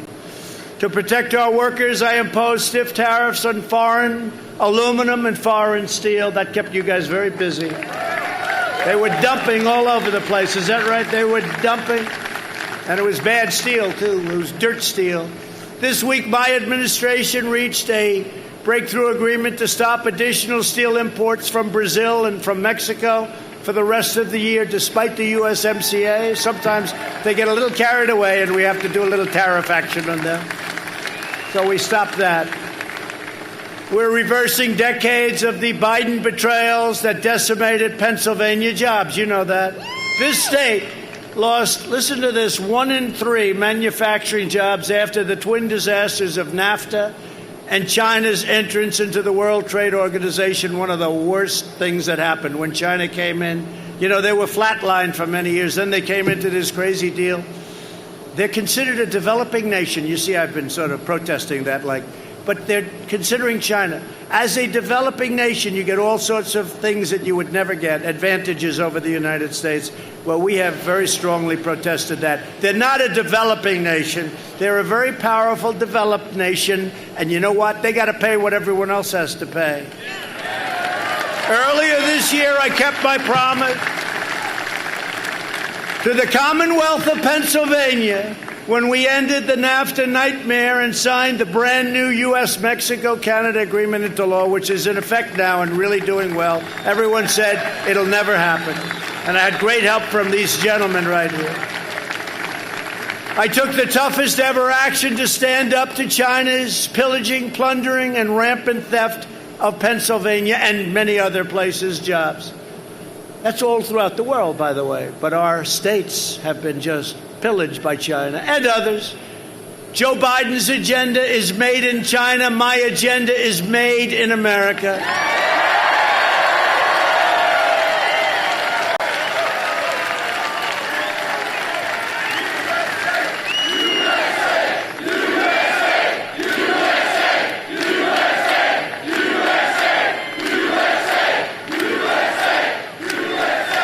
After years and years of rebuilding other countries, we are finally rebuilding our country. It's called America First. We're America First. It's enough. And we're bringing our soldiers back home. You see what's going on. After 19 years in Afghanistan, faraway places. To bring hope to our inner cities, I created Opportunity Zones. Tim Scott, great senator from South Carolina, worked on it with me.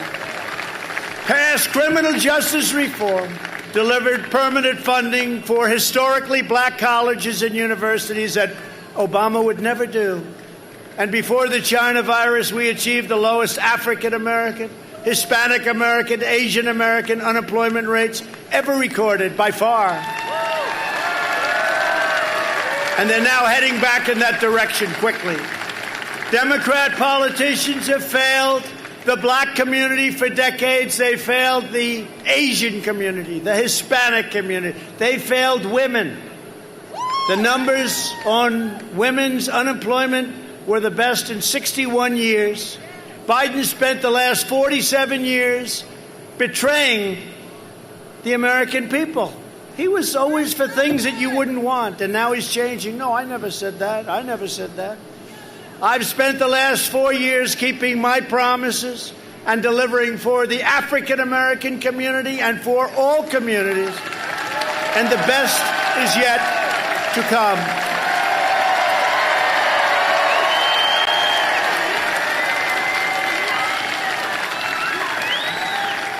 Perhaps in no area have our opponents more thoroughly betrayed working families of all backgrounds than on the subject of immigration. You know, we've been fighting for that. Under my administration, we achieved the most secure border in American history.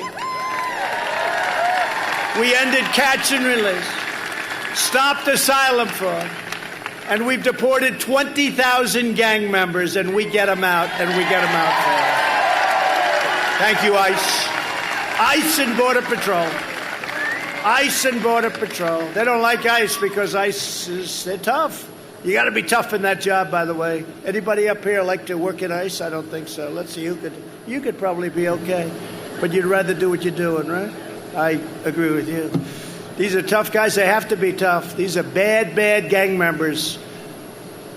I mean, you look at MS-13, you look at what's happened with MS-13, but we get them the hell out. Sometimes we have to put them in prison because we don't even want to take a chance they can come back in after what they've done. We built 300 miles of border wall, and we're adding 10 new miles every single week. Every week. And the wall will be finished very soon. And by the way, they keep saying, but Mexico will be paying for the wall. And I say it respectfully to Mexico, but they will be paying for the wall. They understand that. They just don't want to write it, and that's okay, too. Because Mexico's treated us very well. The president of Mexico, right now they have 27,000 Mexican soldiers on our border guarding us from people coming in illegally into our country. We invested $2.5 trillion in the United States military and launched the first new branch of the United States Armed Forces in nearly 75 years since the Air Force, and that's called the Space Force. Right, Sean? Pretty good. Going to send Mike into space. You want to go into space, Mike?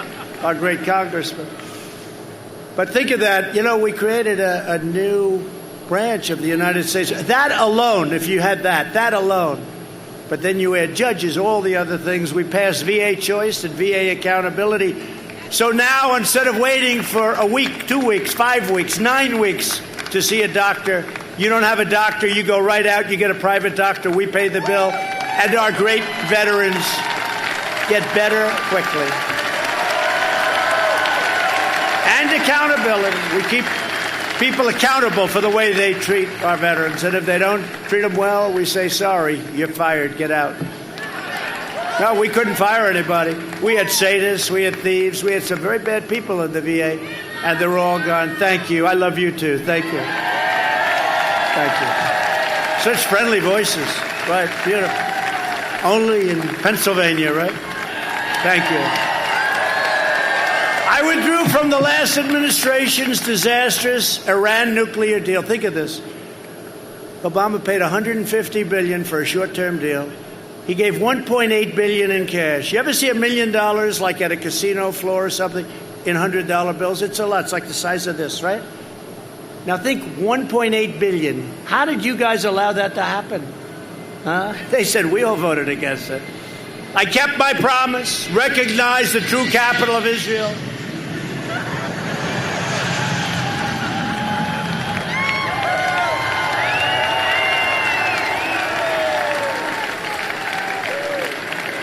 You never know nowadays, right? And I opened the U.S. Embassy in Jerusalem.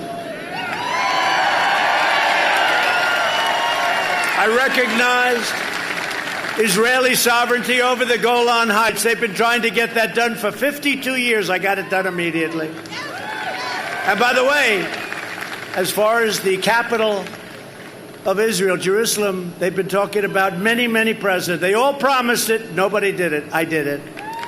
We get things done. And we just did something that is incredible. Even the New York Times gave it good reviews. Not good reviews, beyond good reviews. Tom Friedman gave it phenomenal reviews. You believe that? And we achieved the first breakthrough in Middle East peace in decades. A deal with Israel, right? And the UAE. to deal with Israel and the UAE. And that's going to lead, and I will tell you, we have representatives over right now, and other people are saying, we want to get in that deal. You'll have peace in the Middle East, but we want to get the hell out. Let's get them all back. Let's get them all back. Don't forget, we're energy independent. There used to be a reason.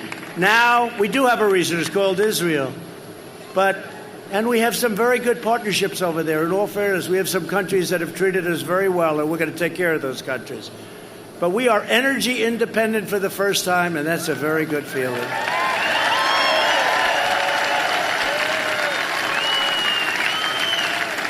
And our military has never been stronger than it is now. It's new and it's beautiful. And I told you, we took over 100% of the ISIS caliphate in Iraq and Syria, and we killed the founder and leader of ISIS, al-Baghdadi.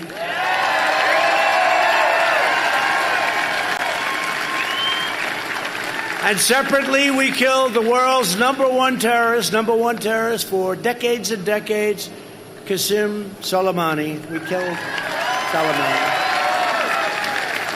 It was a big step for the Middle East. We kept America out of wars. Remember, they always said, oh, this Trump, he's radical. He's really, he's too radical. He'll get us in wars. I kept you out of wars. What happened with North Korea? Look, I get along with Kim Jong-un. They say, that's terrible. He gets along. No, it's good if I get along. If I get along with Russia, is that a good thing or a bad thing? I think it's a good thing. These maniacs, anytime, they always talk about Russia. They never talk about China. It's very interesting. It's always Russia. I heard it starting again. They said, somebody spoke to Russia 2 years ago. It's Russia, Russia, Russia. This total maniac, Shifty Schiff, he's a total maniac. So, no, it's always... Do you ever notice? I can't even listen, but when I hear Russia, I just turn it off. It's crazy. But, getting along with countries is actually a good thing. Can we explain that? It's a good thing, not a bad thing. It's a very good thing. But remember, I was the one that was going to be leading you into war. In the first week, he'll be in war. He's a radical kind of a personality. I'm really not. I like to have peace. But if we ever do get into war, we will knock the hell out of them, whoever it may be. These guys only fight to tie. They don't fight to win. We fight to win. But you look at what's happening where they're all coming back home. I even reduced in Germany because Germany, they're an ally, but, they took advantage of us very badly on trade and very badly with our military. So we removed a lot of soldiers out of Germany. They're not happy. They said, this is going to hurt our economy. Well, it's good for our economy, okay? They thought it was going to hurt the German economy. Well, they don't treat us right. They don't pay their bills. They're delinquent. You know what delinquent is? They're delinquent. They don't pay their bills. We protect them. They don't pay their bills. We got to do something. And they treat us horribly on trade through the European Union, which basically they run. Together, we've been rapidly fixing a half a century of disasters, and Biden was there for every one of them. Joe Biden supported NAFTA, China's entry into the world trade. He supported the Korean deal. The Korean deal was so bad. It was so bad. This was a deal that was going to produce South Korea, done by crooked Hillary Clinton. This was a deal that was going to produce 250,000 jobs. She said, this will be 250,000. And she was right. For South Korea, it produced 250,000. For us, we got nothing. We got losses. We got nothing. It was a terrible deal. I renegotiated it. Now it's a good deal. And they also gave and want to give mass amnesty for illegal aliens. Biden supported cutting Social Security. He voted for the Iraq War. He opposed the mission to take out Osama bin Laden. He opposed the killing of Soleimani. When I did that, he said, that's a terrible thing. That's a terrible thing. Everybody in the Middle East, they couldn't believe it. They celebrated, some of them quite quietly, I must add. He oversaw the rise of ISIS, and he cheered the rise of China as a positive development for America and the entire world. Remember that? Now he's trying to say, well, I can be tough on China, too. No, he can't. China owns him. China owns Sleepy Joe. He's not going to be tough on China. And he said all these wonderful things, and then all of a sudden his poll numbers started going down. How about law enforcement? He's like, so bad. In his entire convention, they didn't even mention. And by the way, something else they did that I think is terrible, really terrible. The words under God, right? Right? Right? Called the Pledge of Allegiance, under God. He left those two words out twice at their caucus, which is part of their convention. But that's where they're coming from. He's trying to say, oh, well, we didn't do this. And then we gave it to him and he sort of shut up. But then 2 days later, he's saying it didn't happen. They lie. And these mail-in ballots are a disgrace, and they know it. Sign your mail-in ballot, okay? You sign it and send it in, and then you have to follow it. And if on election day or early voting that is not tabulated and counted, you go vote. And then if for some reason after that, it shouldn't take that long, it comes in, they're not going to be able to tabulate it because you will have voted. But you have to make sure your vote counts, because the only way they're going to beat us is by doing that kind of stuff. I'm trying to be nice. They want to send out, Congressman, 80 million ballots. Now, there have been many races over the last year where they've done this, and they've been a disaster. You look at New York, they had a congressional race, not a very good congresswoman, very untalented. I know her well. I lived in New York. She's not got much going. They have no idea what the vote is. I think 20% of the ballots were missing. And then they declared her the winner. And the other guy saying, what about me? He's not too happy, her opponent. You look at what happened in Paterson, New Jersey. You look at what happened in Virginia. You look at what happened. There's not a race. And these are small. These are easy to control. Now they want to send out 80 million unsolicited. I like it much better. They used to say universal. They used to say live ballots. I like the word unsolicited and solicited. Solicited's okay, because that's when you're asking and you want it, then you send in the necessary paperwork and documentation, and you get the ballot and you fill it out. That's okay. But you can't, this whole thing with the unsolicited. Unsolicited means you're sitting there. You know, we have a big enthusiasm edge. But when they throw these things in your face, and the lists are inaccurate, and people are dead, and dogs have gotten ballots, they have. Dogs have gotten ballots. And they know I'm right, and everybody knows I'm right, and they say I'm right behind the closed doors, and it's a disgrace what they do to our country. 80 million unsolicited ballots, people that had no idea, people that weren't going to vote, in all fairness. It's really unfair, because our people have enthusiasm. They're going out to vote. They're all going out to vote. Everybody here going to vote? Everybody? But they have no enthusiasm. I said, so that's unfair then. Guy walks and then he'll have somebody knock on the door, say, listen, would like your ballot. I don't want to vote. I don't care about Biden. I'm a Democrat. I don't care about this guy. Well, look, where is it? Here, take it. Blah, blah, blah. They even have a provision where you don't have to verify signatures. What is going on? And they have another provision in some states where you can harvest. That's where you grab them all together and drop them. And in Nevada, they actually have a provision where they don't have to be counted till 7 days after the election. So that means if we have a close election, could be close. I hope it's not. I hope we have a landslide like you've never seen.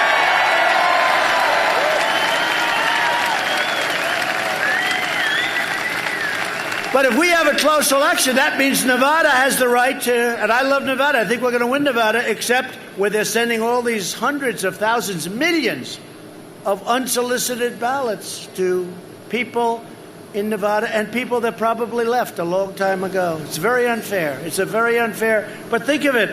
They have 7 days after the election. Did you know that, Mike? 7 days. What does that mean? I want to see the results of the election on November 3rd. And by the way, if it's anything like these other events, it could go on forever. I mean, the congressional race, which they just gave up and they declared her a winner, which they should not have done. They should make that do-over. And I think in Paterson they have a do-over. I think they're going to do it over because it was just ripe with fraud, theft. People were selling ballots. People were selling ballots. And, you know, they talk about Russia. They're so worried about Russia. What about sending out 80 million ballots? That's your real problem. And if Russia or China or these other countries want to cheat, all they have to do is forge ballots. It's much easier than the way they have to go about it, right? So we have to put pressure on these people. Now, the good news is we have a lot of court cases. We have one in Pennsylvania. You know that, right? And we have two judges. We have a state judge. We have a federal judge. I think both highly qualified judges, from what I understand. I hear that they're not too happy about what they're seeing. So we'll see what happens. We're going to see what happens. The lawyers feel very confident. But we have to win those cases. But what you have to do is send in your early ballot and then go and make sure that ballot is tabulated or counted. And if it's not counted, vote. And then they have the job, if it comes in late, and if it's not too late, they have the job of making sure that they don't count it. But follow that ballot, because these people, they'll be lost, they'll be gone. The numbers are incredible, where they're 25 and 30% off, 20% off. Follow your ballot. When I banned travel from China, Biden called it hysterical and xenophobic. If we had listened to Sleepy Joe, hundreds of thousands of more Americans would have died. You know that. He always gets up today. COVID-19, COVID-19. I said, Joe, look, we got a country, and I agree with that, and we've done a hell of a job. We've done a hell of a job. If you look at some of our numbers. But you got to start talking about the economy. And you got to start talking your place. I mean, this is when you look at Pennsylvania, you're in a shutdown. You have a governor that has you shut down. Right? That's right.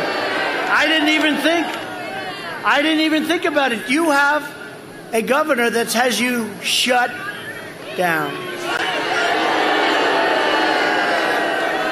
That's right. And almost all states are open. And frankly, their numbers are very good. You look at Florida's now way down. Arizona, which had a spike, way down. California, Texas is going way down. They're all way down. You haven't even opened up the great Commonwealth. Well, you have the same thing in North Carolina. And you have the same thing in Michigan. What she's doing to Michigan is sad. And you have death with a shutdown. You have depression. You have drugs and alcohol. You have sickness. You have loss of jobs and people. You have suicides. Don't even think about it. But you have suicides. You have a tremendous. Actually, at this stage, we did the right thing. We closed the country down. We studied it. We learned about it. We know the susceptible are old people, senior citizens, nursing homes, people that are old, especially if they have heart problems or if they have diabetes. We know that. We learned it. And we opened it up.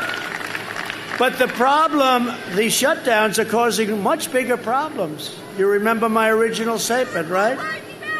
The cure can't be greater. It was an original statement that a lot of people picked up, but it's so true. You have to open up this Commonwealth. It has to be opened up. It has to be opened up now. But here's what I think they're doing. Because you have the same thing in New York. We have a governor in New York who's 36,000 people died, 11,000 people in nursing homes because he made a mistake. He made a horrible mistake. And I built him a convention center with 2,800 beds and they didn't use it. And I sent up a ship, a great hospital ship, a massive hospital with hundreds and hundreds of rooms, and they didn't use it. And he requested it. And then I said, you're not using it. Why aren't you using it? He could have put those people in the convention center, in the hospital ship. What a shame. But you look at New York, the restaurants are all closed. It's so sad for me. I love New York. I grew up in New York. I love New York. I did well in New York. And it's so sad when I look at what's happening with New York. It's all politics. If you kill somebody, they don't prosecute you, but they go after political enemies. It's a terrible, what's happening in New York is a terrible thing. And the place is dead. No restaurants, poor guys. You can't, how long can you do this for? The people are going to lose their jobs. They're never going to open again. It's not like the restaurants is the greatest business in the world. It's a hard business. New York is closed. You're closed. North Carolina's closed. Michigan's closed. All Democrats. And let me tell you what's going to happen. On November 4th, they're going to announce their opening. They're doing this for political reasons. They are. Right, Sean? They're doing it for political reasons because they want our numbers to look as bad as possible going into November 3rd, Election Day. And then as soon as the election's over with, win, lose, or draw for them, they're going to open it. They got nothing. And you know what? It's a shame what they're doing. For political reasons, they'll be open. You'll be open on November 4th. But you know what? From your standpoint, it's very close for the election. It's very far. If you have a restaurant, then you can't open your restaurant. You can't open your store. It's a disgrace. And they ought to get together. They ought to do it. These are Democrat governors in all instances and Democrat mayors. When the China virus arrived, we launched the largest national mobilization since World War II. Thanks to the life-saving therapies that we pioneered, the mortality rate has been reduced by 85% since April. Think of that. And we've achieved among the lowest case fatality rates of any major country anywhere in the world. You never hear that from the fake news. They don't want to talk to you about it. And this is a big country. This is a tougher country to do that with. The European Union's case fatality rate is nearly 3 times higher than ours. And if you look now, Spain is having a big blow-up. France is having a big blow-up. No, we've done a great job. We haven't been given credit for it. And he always starts off, COVID-19, that's all he knows, COVID-19. I said, what about the economy? What about jobs? What about all the other things we have to do? All he does, he thinks it's a weak spot. And actually, in theory, if we're getting a fair shake from those people back there, it's actually what the job we've done is actually a strong spot. And that includes you people with the ventilators that nobody had. Nobody that needed a ventilator didn't get a ventilator. Now we're supplying them all over the world. Altogether, the nations of Europe have experienced a 30% greater increase in excess mortality than the United States. Think of that. You don't hear these numbers. Cases in the U.S. have declined by 28% nationwide over the last month, and hospitalizations and deaths have declined radically over the last week. 3 vaccines are in final stage of clinical trials. Would have taken 2 years for another president. I was going to say a normal president, but they'll hit me with a little truth to that, too. No, but for another president, especially, in the last administration, they had the H1N1 pandemic. It was called swine flu. Joe always calls it the N1H1. He gets it mixed up. No, it's the H1N1, Joe. Not that it matters, I guess. No, do you ever notice? He's always calling it the other. He calls it the opposite. He has no clue where he is. But he keeps saying, if he was... Well, he didn't want to ban China, and we saved hundreds of thousands of lives by banning China. I was the only one that wanted to do it, actually. And then we banned Europe because I saw what was happening in Italy and Spain and France. And we banned Europe. We saved hundreds of thousands. And if I didn't do the closing and the opening... So we're at 175,000, far too. Look, 1 is too much. Because this was given to us by China, and it's a disgrace. It's a disgrace. They could have stopped it. They stopped it from going into China, but not going to the rest of the world, including our country. It's a disgrace. But think of it. Joe Biden got the worst marks you've ever seen for his handling of the H1N1 swine flu. They said it was incompetent. And the head guy, who now he's trying to retract. It's a little tough. That's one great thing about the tape. He said it was horrible. He said we did a horrible job. He said they got lucky. It's not contagious like this. This is a tough one. I can look at that guy, he'll catch it right there, and he's very far away from me. It's a tough one because it's so contagious. But the swine flu is a different thing. But also, nothing's easy about that, pandemics or epidemics. And his marks. Take a look at the job they did. It was so bad that their top person criticized it, and they went after him. They said, don't ever say that again. But it's a little late. He said it was one of the worst jobs. And we actually had a Gallup poll where we got very high marks for the job we did, and they had a poll where it was so low it wasn't recordable. And then he's coming along and telling us how to solve this very difficult problem. We've done a great job, and I don't want credit, but I want the people, Mike Pence, I tell you what, our Vice President, Mike Pence, and the task force headed up by Mike, and working along with a lot of great people. They've done a fantastic job, and they just get no credit. If I was a Democrat, a different president, and they did the same job, they'd say it was one of the greatest jobs they've ever seen. But take a look at what they say about the way they handled the swine flu. It was a disaster. It was incompetent. They called themselves incompetent. They called them, and now they're coming in like, well, we would have done this. And Biden, by the way, was totally against, you remember? Xenophobic, racist, because I closed down China.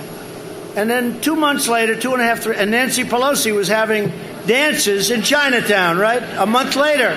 No problem. I was way ahead. And then Biden comes out, and he actually said that I was right. But they said, don't say that. Try doing it a little softer than that. So he did it a little bit softer. But we were right. They were wrong. They handled it so badly. Just take a look. Because I said to my people, we've got to fight this a little bit differently because we're getting a lot of fake news, a lot of bad people saying things. And you look at the stats and you look at how we've done compared to really much easier and much smaller countries. It's amazing. And if you took New York out of it, which was a disaster by Cuomo, if you took New York out of those numbers, we would have numbers that would be even better than they are. I could read numbers that would be even much better because a big percentage of the people that died in this country died because New York was incompetently run by Mayor de Blasio and Governor Cuomo.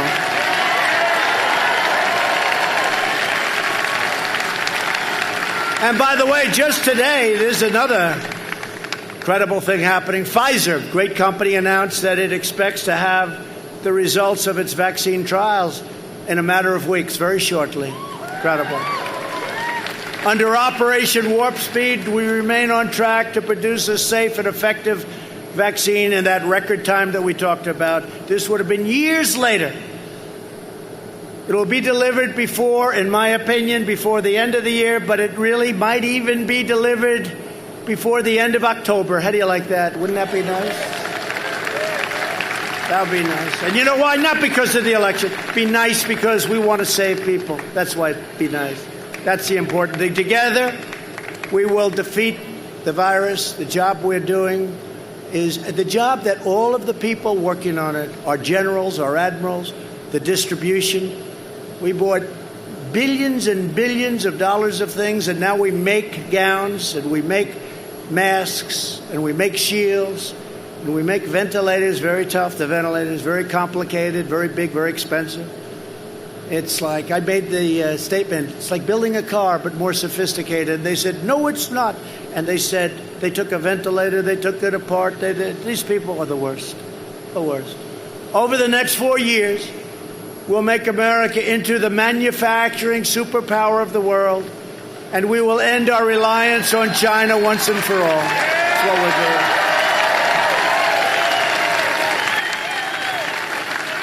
And let me just tell you something. If they didn't waste a year and a half of my life on a ridiculous impeachment based on a phone call that was perfect, this stuff would have all been done. It would have all been done.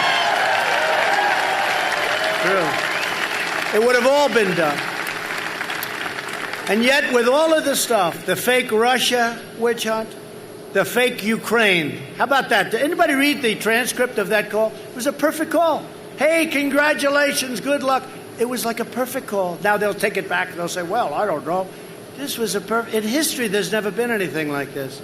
It was a totally lopsided, 100% political witch hunt. And it goes on and on. These are bad people. I really believe they don't love our country. I watched Nancy Pelosi. You must wear your mask. You have to wear your mask. And we're going to keep every beauty salon closed in California and all over the country. And then I see a picture. I say, Nancy Pelosi, well, where's her mask? And I'll tell you what, She must have treated that beauty salon owner pretty badly. She uses the salon, and the salon turned her in. The salon turned her in.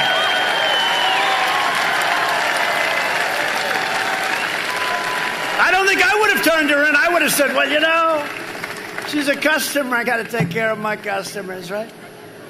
But she made them open, and the salon turned her in, and the salon did business with her. How much do they hate Nancy Pelosi? Look at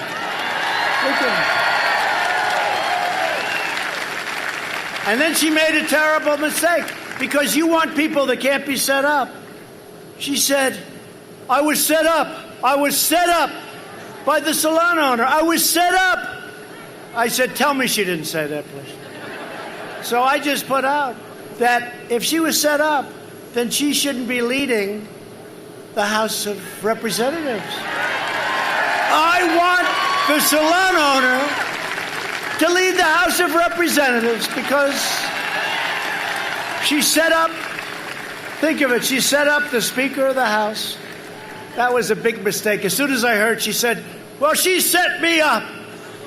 Nancy, you're not supposed to get set up. You're representing our country.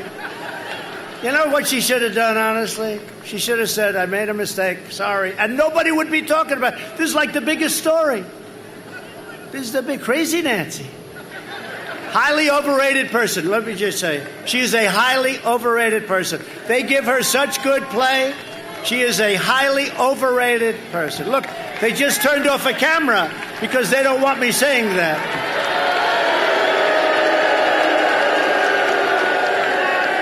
So just in closing, we will rapidly return to full employment, soaring wages, and record prosperity. We will hire more police, increase penalties for assaults on law enforcement, surge federal prosecutors into high-crime communities and ban sanctuary cities. We will appoint prosecutors, judges, and justices who believe in enforcing the law, not their own political agenda. We will uphold religious liberty, free speech, and the right to keep and bear arms.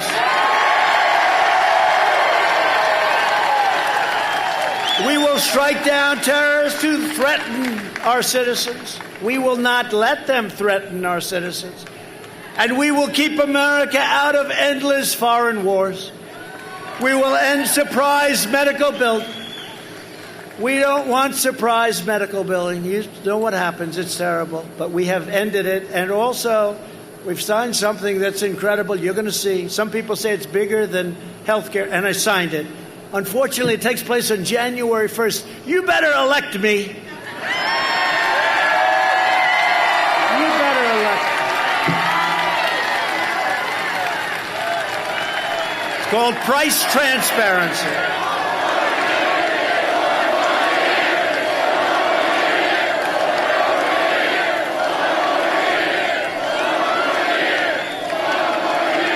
I said to my people the other day, when is price transparency? This is going to lower your prices by 50%. You'll be able to negotiate. You'll be able to do things you're not even allowed to do now with hospitals, with doctors. You get better doctors. You get lower prices. I said, when does it start? And it's a complicated. Oh, I was fought. You have no idea. Right, fellas? You were fought too. But they fought me on this. Price transparency, it's bigger than health care. Could be bigger than health care. But I said, when does it start? They said, sir, we have it all set. When? January 1st. I said, I better win this election. It's true. Because you're going to see some unbelievable price reductions. And that includes on drugs. Because we're reducing health insurance premiums massively, and the cost of prescription drugs went down the first time in 51 years last year. But now it's going to go down very big because we did a favored nations clause. And I see the drug companies they're killing me with ads. They have nothing but cash. They have nothing but money. And they're spending because they can't believe. You know, Germany and other countries pay much less than we do. And we want to have, what we have to have is we have to have a comparison of prices. And that's what it is called, favored nations clause. I instituted a favorite. So if we're paying $2.50 for a pill, and some nation is paying 10 cents for the same exact pill from the same factory, right? We get the 10-cent price. So what's going to happen? That'll go up. Ours will come way down. They can't believe it. The drug companies can't believe it. And I will tell you, Mark Meadows is here, our chief of staff. Where's Mark? They want to negotiate. We signed it. It's all done. They want to negotiate, and they are negotiating. So let's see what happens. But we're going to get you cuts on prescription drugs, the likes of which you've never seen. We'll protect Medicare and Social Security. They will not be able to protect it. It will always protect patients with pre-existing conditions, always. America will land the first woman on the moon, and the United States will be the first nation to land an astronaut on Mars. When I took over, NASA was dead. Now it's the most vibrant space center in the world by far. We will restore patriotic education to our schools, and we'll teach our children to love our country, honor our history, and always respect our great American flag. And we will live by the timeless words of our national motto, "In God we trust." Right? For years you had a president who apologized for America. Now you have a president who is standing up for America and standing up for the great people of Pennsylvania.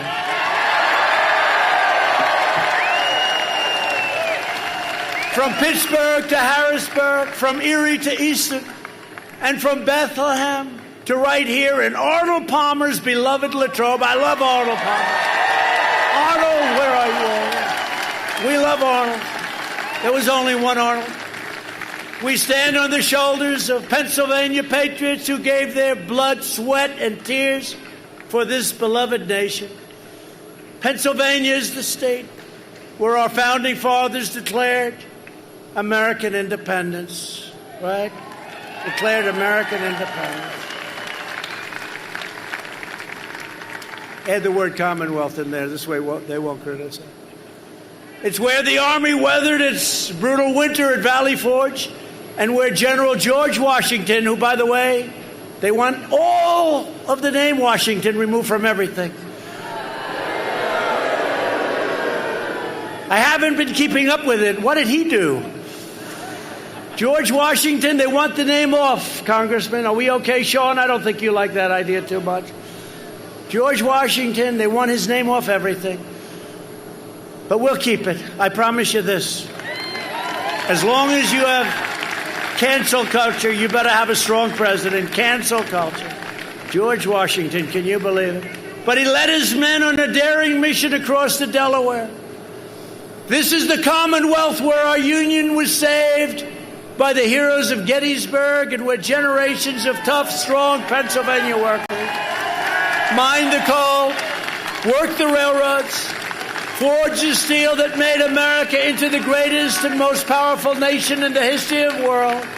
That's in the history of the world, and we are making it greater than it's ever been before. That's what's going to happen. Proud citizens like you help build this country. And together we are taking back our country from these very, very deranged people. We are returning power to you, the American people. With your help and your devotion and your drive, we are going to keep on working. We are going to keep on fighting. And we are going to keep on winning, winning, winning.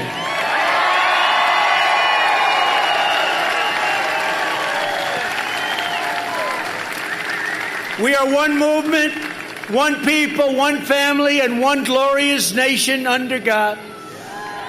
America will soon be thriving like never before. Next year will be the greatest economic year in the history of our country.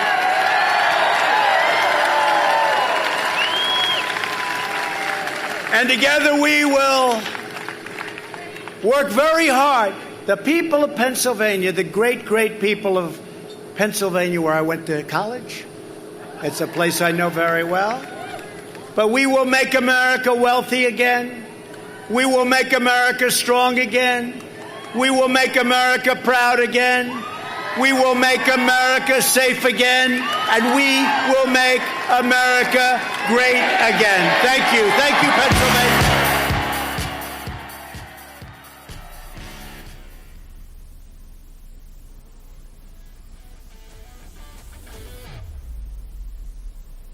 The president just completed his remarks in Latrobe, Pennsylvania. You have to give this president credit. These rallies at airport hangars are creative, and the background is so beautiful. What you couldn't see on the screen was that when the sun was setting behind that Air Force One, there was a beautiful pink and orange sky. It was really quite incredible. You'll have to go check it out on our Twitter account. We have some photos up there. It was incredibly beautiful. And there is only one creator that can create something as beautiful as that. But the president did exactly what we expected. He focused heavily on Joe Biden and Pennsylvania. He talked about unrest. He talked about COVID-19. He called out those Death to America chants. He also called out the Boilermakers Union, who cheered him, which is not typical for a Republican president. And he talked about Seattle, when the mayor said it would be the summer of love, and it turned into something a little bit crazy.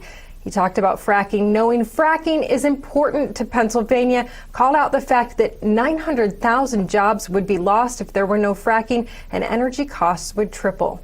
He also pointed out the Second Amendment. I want to show you what he had to say about that. Here it is. Pennsylvania or Texas or Oklahoma or North Dakota or any place, you take a look at this, right?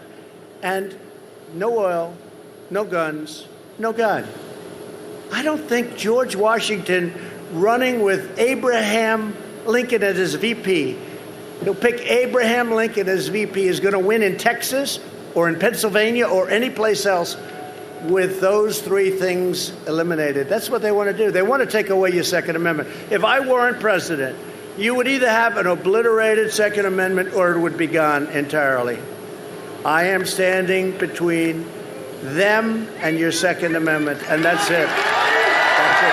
They know. It's a powerful statement in this election for sure. There have been more gun sales during COVID-19 than ever before. People do not want their Second Amendment taken away. That is definitely an election issue that could win this for the president. He also came up with a new nickname. We've heard Sleepy Joe, we've heard Creepy Joe. Now he has Joe Biden instead of Joe Biden. But Joe Biden has come out a little bit. I think the president has smoked him out of the basement with all of his rallies and events. So we'll see if we see more of Joe Biden, and he won't be able to call him Joe Biden. He also talked about the Paris Climate Accord. He said Biden has pledged to reinstate it and that it would be terrible for the country. He reminisced about the night at Mount Rushmore, 4th of July, when he was out there speaking and talked about the majestic heroes of our country being honored in that mountain. Talked about the idea of blowing that up and how many people have been wanting to take down monuments. He talked specifically about the Washington Monument. Take a look. But how about this one? The Democrats yesterday came out with a plan. Did you see it? Now, they're the D.C. Democrats. They want to change the name of the Washington Monument, perhaps take it down.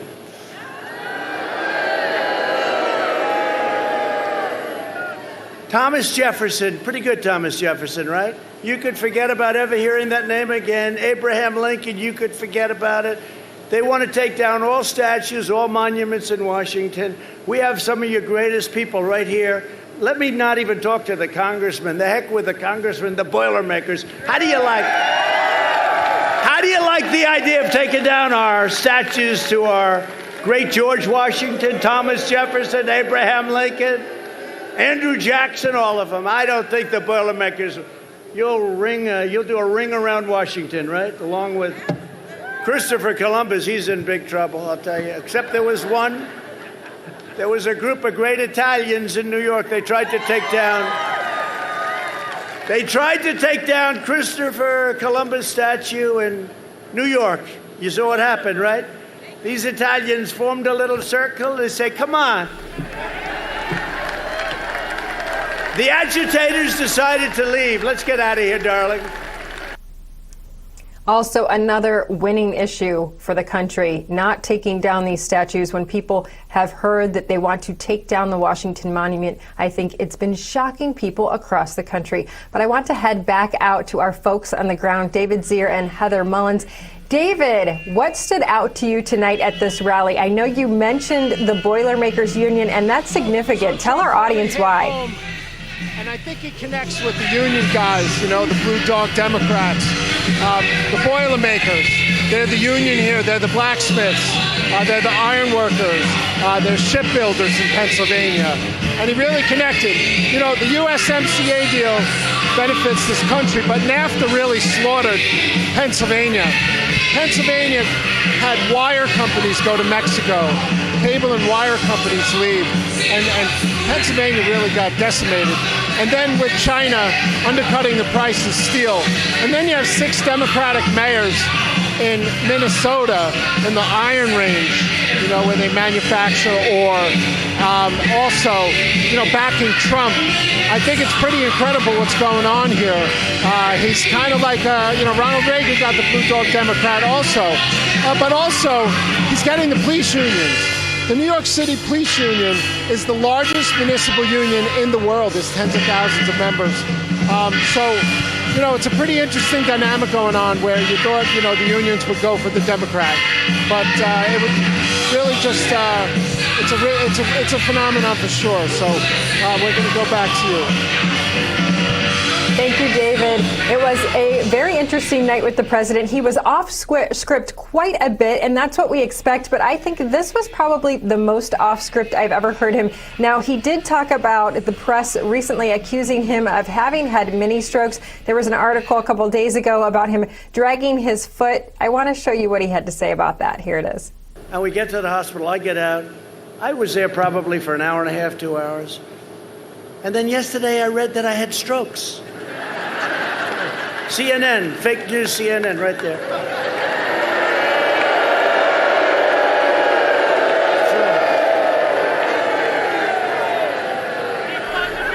No, it's mini strokes, they called them. I don't know what a mini stroke is, but it's not good. I want to go out to Heather. Heather Mullins, what did you think about that when he talked about the strokes?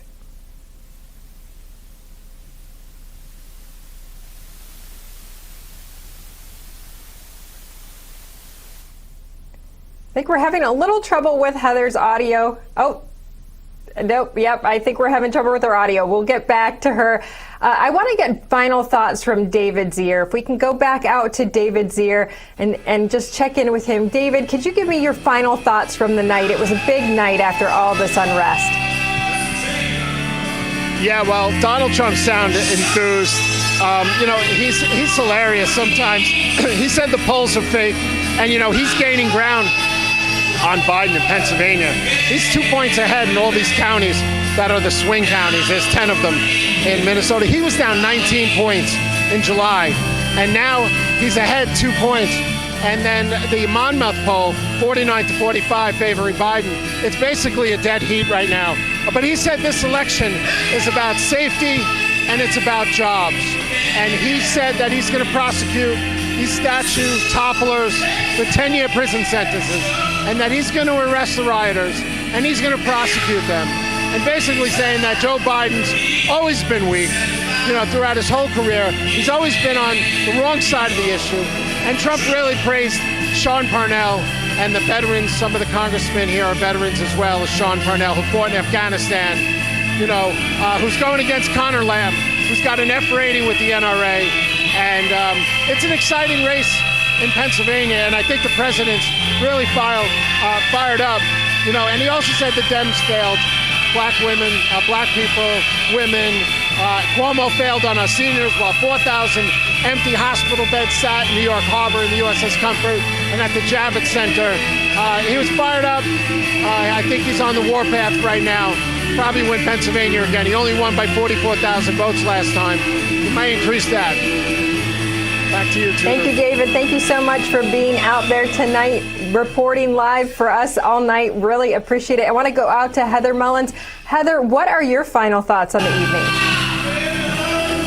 So, as I mentioned earlier, tried to to mention earlier, Tudor, you know, when you asked me what did I think the president was going to talk about, and I said, I think he's going to set the record straight. I also brought up the fact that not all of the media is our friend. And as we saw in that clip, you know, where the president came out and he talked about how the fake news was talking about him having a stroke, talking about his health, and he set the record straight by talking about the fact that his motorcade, 6 cars behind him, the press travel. So they followed him to this doctor's appointment. They know he got in the car and left, and yet they still ran with these fake news stories. And this is just one of so many stories that they put out there. And I want to call on the people that are watching this right now. This is so important that we're out here covering and reporting the truth. And so I'm calling on you to find 5 people you know who haven't heard of America's Voice News, because we need to start exposing people to the truth. So find 5 people, share with them our network, and help us combat this fake news that is running our great president's name through the mud. Back to you, Tudor. Thank you, Heather Mullins. Thank you so much for being out there. Both of you tonight did a great job. David Zier, Heather Mullins, out in the field in Latrobe. We really appreciate it. And I just want to say one of my favorite parts of the rally is just how funny the president is. He's always making jokes, and I feel bad for the guys in our control room because they have to listen to me laughing out loud the whole time. But the Pelosi part was pretty funny. The fact that he said, this woman, if she can be set up, she can't be running the House. She cannot be Speaker. I think that the salon owner should be Speaker. That's something only President Trump can get away with. He has a way with joking and making fun of things and even belittling himself. And I think that's why so many American people can relate to him. I want to thank you all for joining us tonight here on America's Voice News for the President's Rally live in Latrobe, Pennsylvania. We hope you all have a wonderful night and a great holiday weekend. And we want to leave you with all the best moments from tonight's rally. Here it is. Promises Made, Promises Kept rally with your president, Donald Trump. Live coverage from Latrobe, Pennsylvania.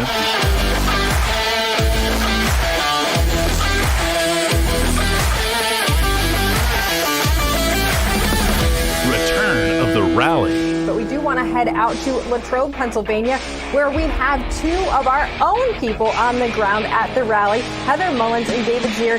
This place is going to be electric today.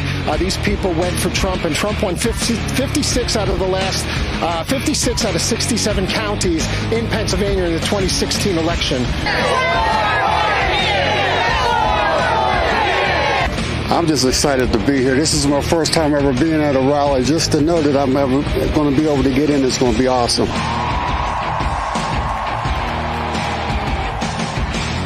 But the rioters that want Biden to win, they want him to win because their agenda is an agenda. It's what they want. It's the craziest thing I've ever seen.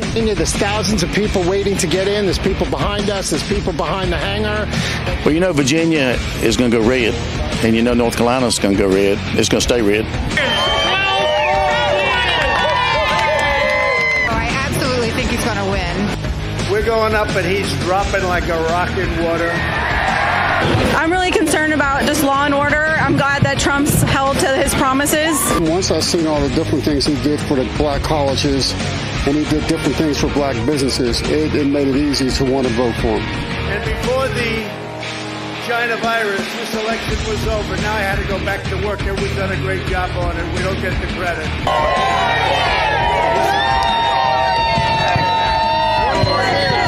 And just like all of our patriotic Americans, rain is not enough to keep them away from hearing our president speak. There are many reasons to support Trump, but I think it's very important just for all the federal judges he's put in. With what we're doing, I believe that this next quarter, which will be announced, interestingly, just prior to the election. So I'm putting myself on the line, but I know what's going to happen. The numbers are going to be great. Finding a whole lot of Democrats here. You know, NRA, 35% of the members are Democrats. They're going to come over to the red. You take a look at this, right? And no oil, no guns, no God. I don't think George Washington running with Abraham Lincoln as his VP, will pick Abraham Lincoln as VP, is going to win in Texas or in Pennsylvania or any place else. with those three things eliminated. That's what they want to do. They want to take away your Second Amendment.